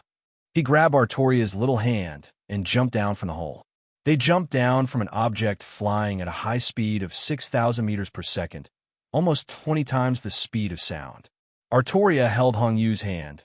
Hongyu held Steel Centipede's hand. Steel Centipede held Yu Sitsong's hand, and Yu Sikong held her sister's hand. The six of them jumped down like a centipede. The experience of jumping from tens of thousands of meters in the air was very magical. The high-speed friction between their bodies and the atmosphere quickly raised the surface temperature of their bodies to over 100 degrees. Fortunately, they had their personal shields, or else Gahan and the others would have been burned into a pile of charcoal. The six of them couldn't hold hands for long in the sky. Soon, Hongyu let go of the Steel Centipede, and the Yu siblings also let go of the Steel Centipede. The original team of 6 was divided into 3 groups, and they quickly distanced themselves from each other. In the end, they landed several kilometers away from each other. The clouds in the sky gradually dissipated, and a large lake appeared in front of Gahan's eyes. This was the Miyun Reservoir that had once supplied the entire Yanjing city with drinking water. It was still the reservoir that supplied the entire Yanjing city, and the new Yanjing Bay City still relied on the Miyun Reservoir for its water supply. Zhu Qingfeng was the commander of the entire Miyun Reservoir, and he was in charge of the 108 sword-bearers guarding the Miyun Reservoir. Because the Miyun Reservoir was related to the drinking water safety of the tens of millions of people in the Yanjing Bay City, the Yanjing Bay City had always placed a large number of soldiers and experts in the Miyun Reservoir to prevent the city's water source from being destroyed. As the commander of the entire Miyun Reservoir, Zhu Qingfeng was an immortal sword-tier sword-bearer, and he had 3 spirit sword-tier sword-bearers under him. With this kind of strength, even if he were to face the attack of a run-level Yuan Ko, he could rely on the nearby defensive facilities to resist for more than 10 minutes, ensuring that these sword-bearers could safely retreat. Yuan Ko was also very wise to not provoke the Miyun Reservoir. Who would have the time to find trouble with an immortal sword-tier sword-bearer? Suddenly, a subordinate ran out and reported to Zhu Qingfeng with a strange expression, "Commander, there's something that you'd better come out and take a look at." Seeing the strange expression on his subordinate's face, Zhu Qingfeng also felt that it was very strange. Thus, when he walked out, he saw a few sword-bearers walking over with a man and a woman dripping wet. "Everyone on guard. Release the sword maidens. Prepare to attack." Once he saw who it was, Zhu Qingfeng's hair stood on end, and he immediately ordered the surrounding sword-bearers to be on guard and prepare to attack. As an immortal sword-tier sword-bearer, how could he not recognize King Arthur Artoria, one of the 10 kings of the Martyr's Palace? In fact, Zhu Qingfeng had fought with Artoria once before. If he hadn't escaped quickly, he would have probably died at Artoria's hands. "Long time no see, King Arthur. You actually have the guts to come here.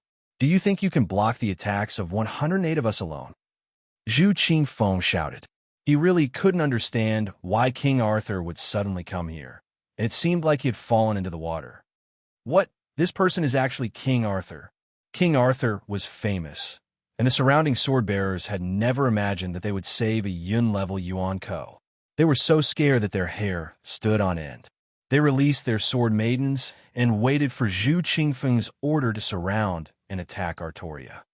"Wait, Senior Qingfeng, we have no ill intentions. This King Arthur is no longer Yuan Ko. She is already a human, and she is now on our side. She is here to abandon the dark and seek the light. In fact, we just escaped from the Nazi king's pursuit. Senior Qingfeng, I am a famous sword-bearer in Yanjing City. I would never lie to you. Abandon the dark and seek the light." Zhu Qingfeng seemed to have heard a very funny joke. In this day and age, he would rather believe that pigs could climb trees than believe that Yuan Ko would abandon the dark and seek the light, especially a Yuan Ko like King Arthur. I think you must have been bewitched by Yuan Ko. Everyone listen to my command. Let's attack together and kill this King Arthur. Zhu Qingfeng was about to give the order to attack. Stop! Gohan suddenly shouted, causing Zhu Qingfeng's words to be stuck in his throat. Senior Qingfeng, please give me 5 seconds. I can prove that we have no ill intentions. After saying that, Gohan walked to Artoria's side and whispered in her ear, "Let me borrow your Sword of the Lake." Then he took Artoria's Sword of the Lake and threw it to Zhu Qingfeng, who was watching in a daze. Zhu Qingfeng subconsciously caught the Sword of the Lake. Senior Qingfeng, King Arthur's Sword of the Lake has been handed over to you. Without the Sword of the Lake, King Arthur's combat power is not even at the U level. Now, you can believe our sincerity, right? Gohan was right. It was as if all the sword-bearers' combat power was on their sword lady. Night King Artoria's combat power was also on her Sword of the Lake. Without the Sword of the Lake, Artoria's combat power was not even at the Nether level, let alone the U level Yuan Ko. Her strength had dropped by more than 2 levels. Is this really the Sword of the Lake? Zhu Qingfeng touched the Sword of the Lake in his hand in disbelief. Suddenly, a woman who looked like clear water walked out from behind him. She was Zhu Qingfeng's immortal sword lady. Dear friend, this is the Sword of the Lake. She was the one who fought with me last time. I remember her aura. It's the real Sword of the Lake. Seeing that the immortal sword lady had taken the initiative to take the blame, Gohan was overjoyed and immediately said, Senior Qingfeng, you can contact the higher-ups in Beijing. The higher-ups know about our operation, and they were the ones who ordered us to save King Arthur. As long as you tell them that King Arthur, Artoria, was rescued by the military governor's team, they will know. This. Zhu Qingfeng looked at Gohan suspiciously. Then, he took out a communication device from his waist and dialed the Beijing base's communication channel. After some careful communication, Zhu Qingfeng finally put down the communication device, looked at Gohan, and nodded. It's been hard on you, brave sword-bearers. You have rescued King Arthur, and you are the heroes of humanity. The humans will remember your contributions. Zhu Qingfeng was one of the higher-ups of humanity, so it was easy for him to say such encouraging words. In fact, 300 years later, no one remembered who the famous sword-bearers who had rescued Artoria were. Gohan had specially searched for information and discovered that the detailed information on the famous sword-bearers who had rescued Artoria had been classified as SS-level confidential information and had been sealed. Even Gohan's hacker friends could not obtain such information. In this world, other than some of the higher-ups, no one knew which sword-bearers had been in the team that had rescued Artoria. Senior Qingfeng, I still have 4 teammates scattered in this Miyun reservoir. Senior, please send someone to search for them quickly. Gohan hurriedly said. With Zhu Qingfeng's help, he believed that he would be able to find Steel Centipede and the others very soon. Okay, I'll make the arrangements now.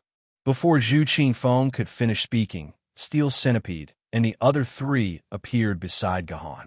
It turned out that they had been targeted by the patrolling boats in the sky and had been fished out as soon as they fell into the water. However, the place where they had landed was quite far from the administrative center, so they had been sent over. Okay, since all of you are here, there's no time to lose. Follow me back to Beijing. The Secretary of the Municipal Sword Committee has specially instructed me to let you return to Beijing as soon as possible. He has also specially asked me to protect you. Let's move forward quickly. At the entrance of Beijing Bay City, 2 higher-ups were welcoming Artoria. The group of people alighted from Zhu Qingfeng's large hovercraft. I never thought that there would be a day when I would be able to walk into the city walls of Beijing. Artoria looked at the city gates, and her eyes suddenly became moist. She did not know how much she had sacrificed for this moment. Welcome, King Arthur, Your Majesty Artoria. Welcome to our Beijing base city. The higher-ups who came out to welcome her shook Artoria's hand and pulled her into the city. Artoria took a few steps and turned her head. She suddenly realized that Gohan and the others were standing there motionless. She was puzzled, so she shook off the hands of the higher-ups and ran back to Gohan's side. Military Governor, why aren't you going in? You are all heroes too. Artoria was very puzzled. Why didn't military governor enter Beijing base city? We have to go. We still have other things to do, so we won't be entering Beijing base city. Gohan smiled and put his hand on Artoria's shoulder. In fact, he had already heard the news that the dungeon had been completed. In 30 seconds, he would leave the dungeon and return to the dungeon settlement center. Well, military governor will be leaving first. You guys continue. Steel Centipede laughed loudly and disappeared in an instant. He had already taken the initiative to return to the city and return to the dungeon settlement center. The Yu siblings and Hong Yu also glanced at Gohan and returned to the dungeon settlement center. Only Gohan was still in the dungeon. Where did they go? Teleportation magic? Artoria asked curiously. She did not expect Gohan to suddenly touch her cheek. Military governor, what are you doing? Woo! Artoria was suddenly stunned. This military governor actually placed his lips on hers. He actually took the initiative to kiss her. He even stuck his tongue in. Isn't this what French beasts like to do? This kiss lasted for more than 10 seconds. It lasted for more than 10 seconds under the watchful eyes of the onlookers in Beijing. When Gohan's lips parted, Artoria still had not reacted to what had happened. Artoria, I don't know where the real you is, but I swear, I will find you in the future. After leaving this inexplicable sentence, Gohan's figure completely disappeared. In the real world, King Arthur Artoria had been missing for 300 years. No one knew where she was, except for one person.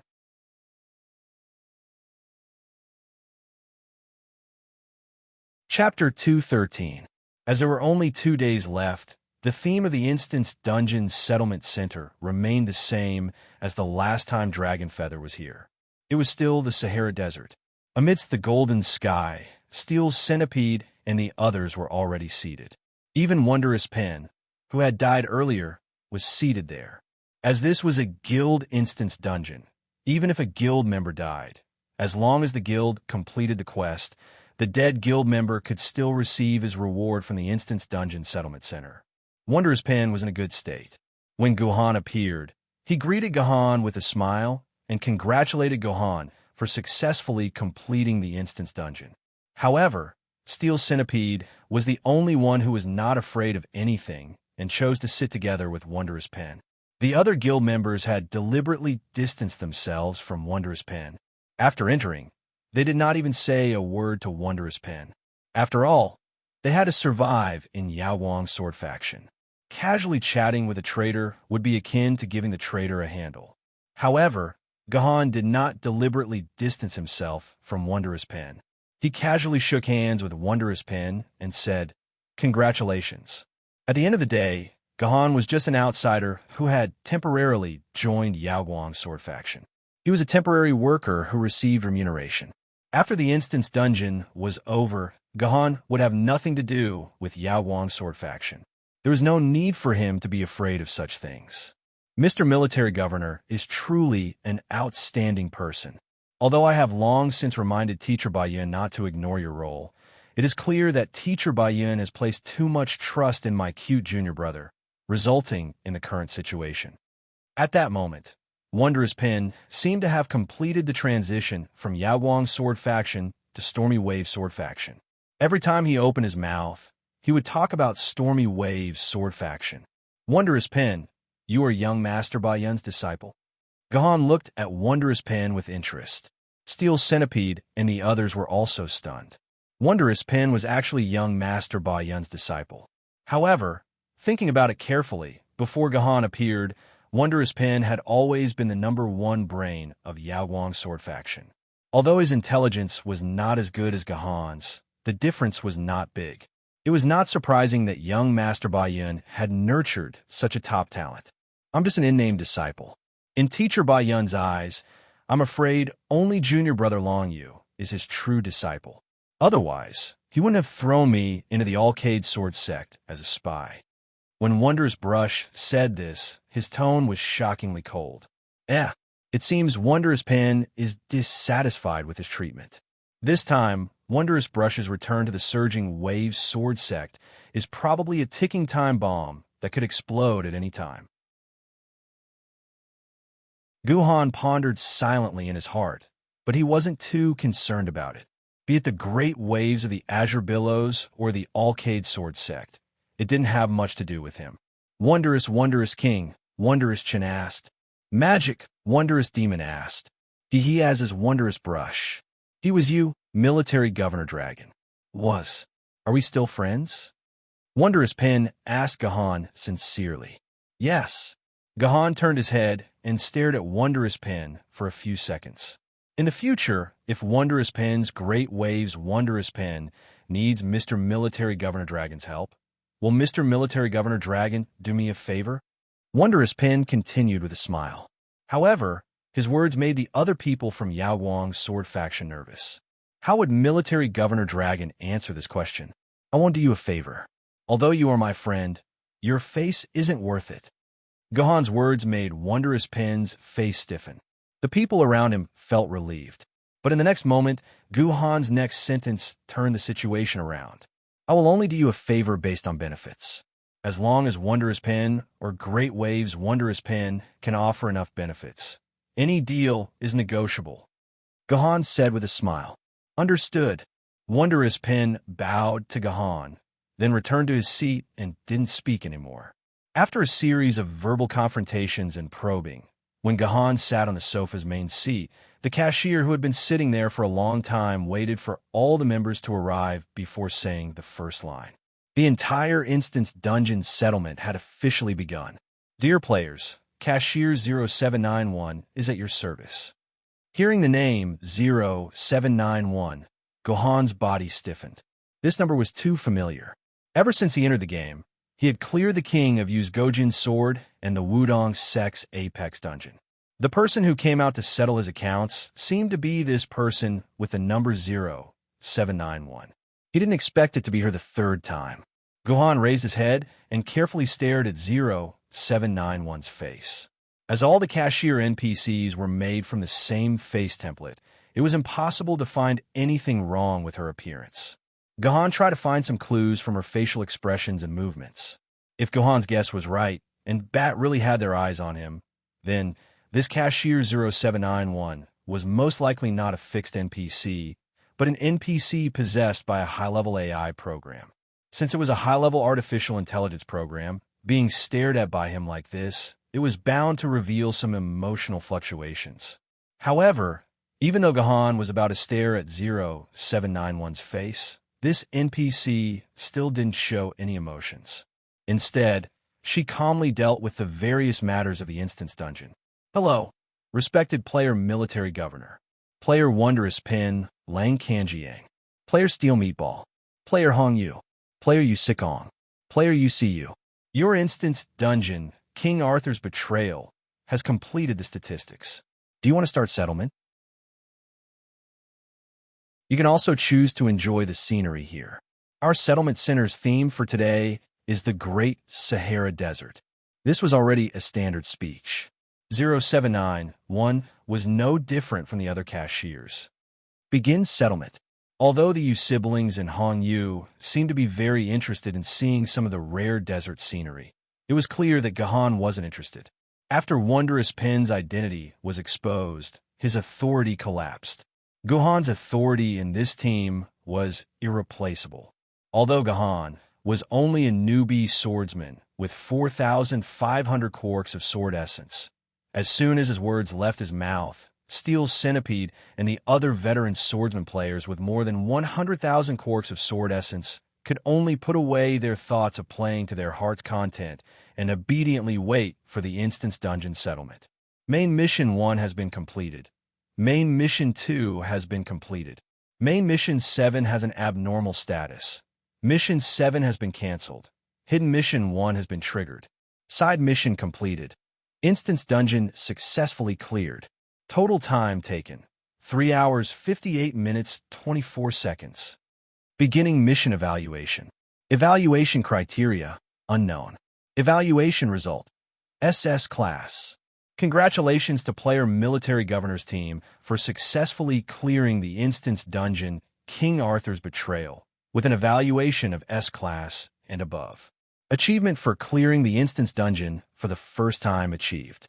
Reward for clearing the sect's first clear achieved. Hidden Instance Dungeon unlocked. Congratulations to player Military Governor, player Wondrous Pen Lant Song River, player Steel Maiden Meatball, player Hong Yu, player Yu Sikong, player UCU.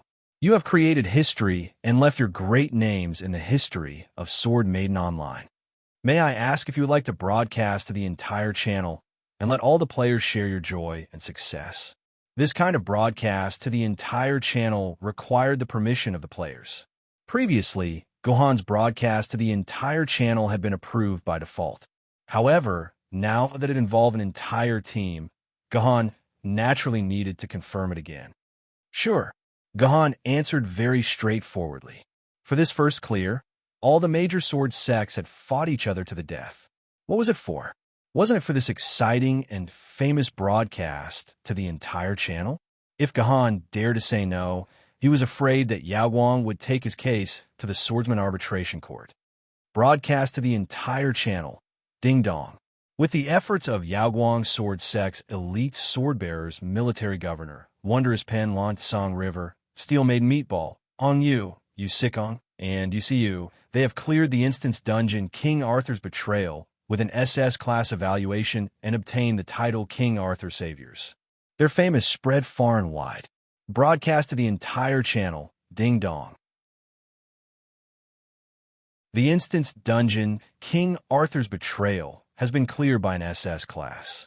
The entrance to the instance dungeon will be temporarily closed for 24 hours. After 24 hours, it will become a famed sword grade normal instance dungeon and open to all players. Players who are famed sword grade or below can enter the instance dungeon through the entrance of Xianyang City Airport ruins. Let us once again thank the 6 King Arthur Saviors for their dedication to the world. In a certain room of the Stormy Waves Sword Sect's encampment, Jin, who was holding a novel titled The Last Military Governor of the Ship Girl World, seemed to be reading it seriously. However, in reality, she hadn't even flipped a page in the past 10 minutes. Suddenly, she heard the sudden broadcast to the entire channel. "Ha!" Jin slammed the book shut and stood up. She wanted to do something, but after standing there for a few minutes, she suddenly sat back down and flipped to the first page of the novel. This time, she really started to read the novel. A few seconds later, all the management of the Stormy Waves Sword Sect receive a message from Jin, and Jin, don't bother me for 24 hours. The rocking chair in young Master Ba Yun's bedroom suddenly stopped. The sickly young Master Ba Yun sat up abruptly and stretched out his hand as if he wanted to grab something. But in the end, his hand drooped down powerlessly and remained motionless. Then his entire body disappeared from the game, as if it was an illusion. Another one of the old fellows left behind from the era of doomsday bureaucrats had fallen. On the throne of the Yao Guang Sword Sect's hall, Yao Guang remained seated. He had been sitting on his throne for a full 4 hours without saying a word. He didn't even open his eyes. No one knew what he was thinking with his eyes closed. When the news of his sect's success came, he suddenly opened his eyes.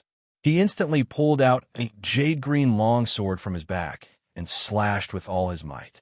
A giant dragon flew out from both sides of the blade and slashed half of the hall into ruins. "What's going on? What's going on?" A few swordsmen outside the door rushed out.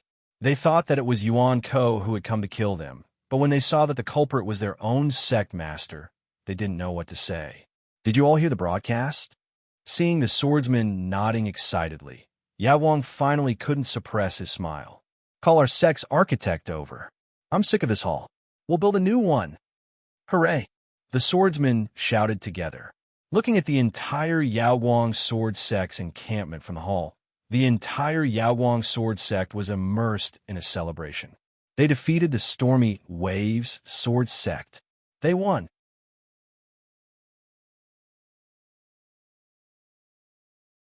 Chapter 214. Esteemed players, we will now enter the reward calculation phase. First, the basic reward. Before 0791 could finish his sentence, he was interrupted by Gohan. "Please wait a moment. If I remember correctly, as the ones who unlock the dungeon, we should have the right to understand the factors that determine the rating of the dungeon, right?" Gohan asked with a smile. Before the first clear of the hidden dungeon, The rules of the dungeon's rating were kept secret. However, after the dungeon was successfully cleared, Gahan and the others would be able to know the details of the rules. This was the right of every player who had put in a lot of effort to clear the dungeon. As for other players, if they wanted to figure out the rules of the dungeon's rating, they could only slowly figure it out through a large number of dungeon clearing attempts. This was a very difficult task, and it was impossible to accomplish in a short period of time. This gave Gahan the opportunity to make money. After exiting the dungeon calculation center, Gahan would write down a detailed strategy for the King Arthur's Betrayal dungeon on the forum. Then, he would post it on the internet and sell it for a price. This kind of strategy post was known as the first clear strategy post. Within 3 months after the hidden dungeon was unlocked, other than the first clear teams post, other players were not allowed to post any other strategy posts for this dungeon. If they violated this rule, the player would be imprisoned in the real world. This was also one of the game's rewards for the first clear team. In order to enter the dungeon as soon as possible, they would be the first to clear the dungeon. Most players would reluctantly fork out $5 or $10 for a subscription. Generally speaking, it would not be a problem for the number of subscriptions to exceed 10 million within 3 months. Based on the price of $5 per copy, that would be a large sum of 50 million RMB. In reality, this amount of income would often exceed 80 million RMB. This was because there would always be some rich people who would give a large sum of money. In the past, a rich person had given a record of 6 million RMB to a single copy of the first clear strategy post in Great Kanglan Waves. With a total of 56 million RMB, it had set a record for the most generous reward in history and was praised by later generations. According to the agreement between Gahan and Yaoguang, he and Yaoguang's sword sect would split the income from this guide 50-50. Even if there was no reward, around 25 million renminbi would be directly transferred to Gahan's account, and the remaining 25 million would be transferred to Yaoguang's sword faction's account. As for how Yaoguang would reward his members and how they would split the rewards, it had nothing to do with Gahan. The instance dungeon's rating conditions were one of the essential contents of the guide. If Gahan didn't post the rating conditions, the rewards would probably plummet. You didn't even give me a rating, and you still have a nerve to ask for a reward for this post? This is the right of the victor, player Gahan. 0791 nodded silently. Then quickly and monotonously recited frowny face, this instance dungeon is a multi-condition scoring instance dungeon. There are 5 main scoring conditions. Scoring condition 1. Artoria must maintain a pure and untainted state. If this condition is not met, all will be rated as F. If condition 5 is not met, the highest rating will be rated as S. Also, please note that if Artoria is insulted or sexually harassed while unconscious, Artoria will be in an impure state. Scoring condition 2. There must be at least 3 survivors in the team. If there are less than 3, all will be rated as F. If there are more than 3, for every death of a member, the score will drop by 1 level. If condition 5 is not met, the highest rating will be rated as S. Scoring condition 3. If you receive Merlin's blessing and don't let Merlin put Artoria down with magic, your score will drop by 1 level. If condition 5 is not met, the highest rating will be rated as S. Scoring condition 4. The NPC swordbearer responsible for protecting the player must not die. If an NPC swordbearer dies, their score will drop by 1 level. If condition 5 is not met, the highest rating will be rated as S. Scoring condition 5. Kill 1 or more of the 3 universe level Yuan Ko. If condition 5 is met, the highest rating will be rated as SSS or above. 0791 quickly read out the list of conditions. The others had a headache as they still didn't understand how the scoring was done. Of course, Guhan and Wondrous Brush, these 2 smart people, fully understood this grading condition. To put it simply, the first condition was a premise. If this premise was not met, the score would be fixed at the lowest F and couldn't be increased. Conditions 1, 2, and 3 were a series of subtractions. The total score would be rated as S. Then, according to the subtractions of 1, 2, and 3, The remaining score would be the corresponding grade. If they wanted to get a score above S, they had to kill 1 or 2 or 3 of the 3 universe-level Yuan Ko, Nazi King Hitler, Law King Hammurabi, or 4 Elephants King Li Yuanba. Only when this condition was met could the other 3 conditions above condition 5 be rated as SSS. As Guhan's party was lucky enough to kill the Nazi king, they fulfilled the 5th condition.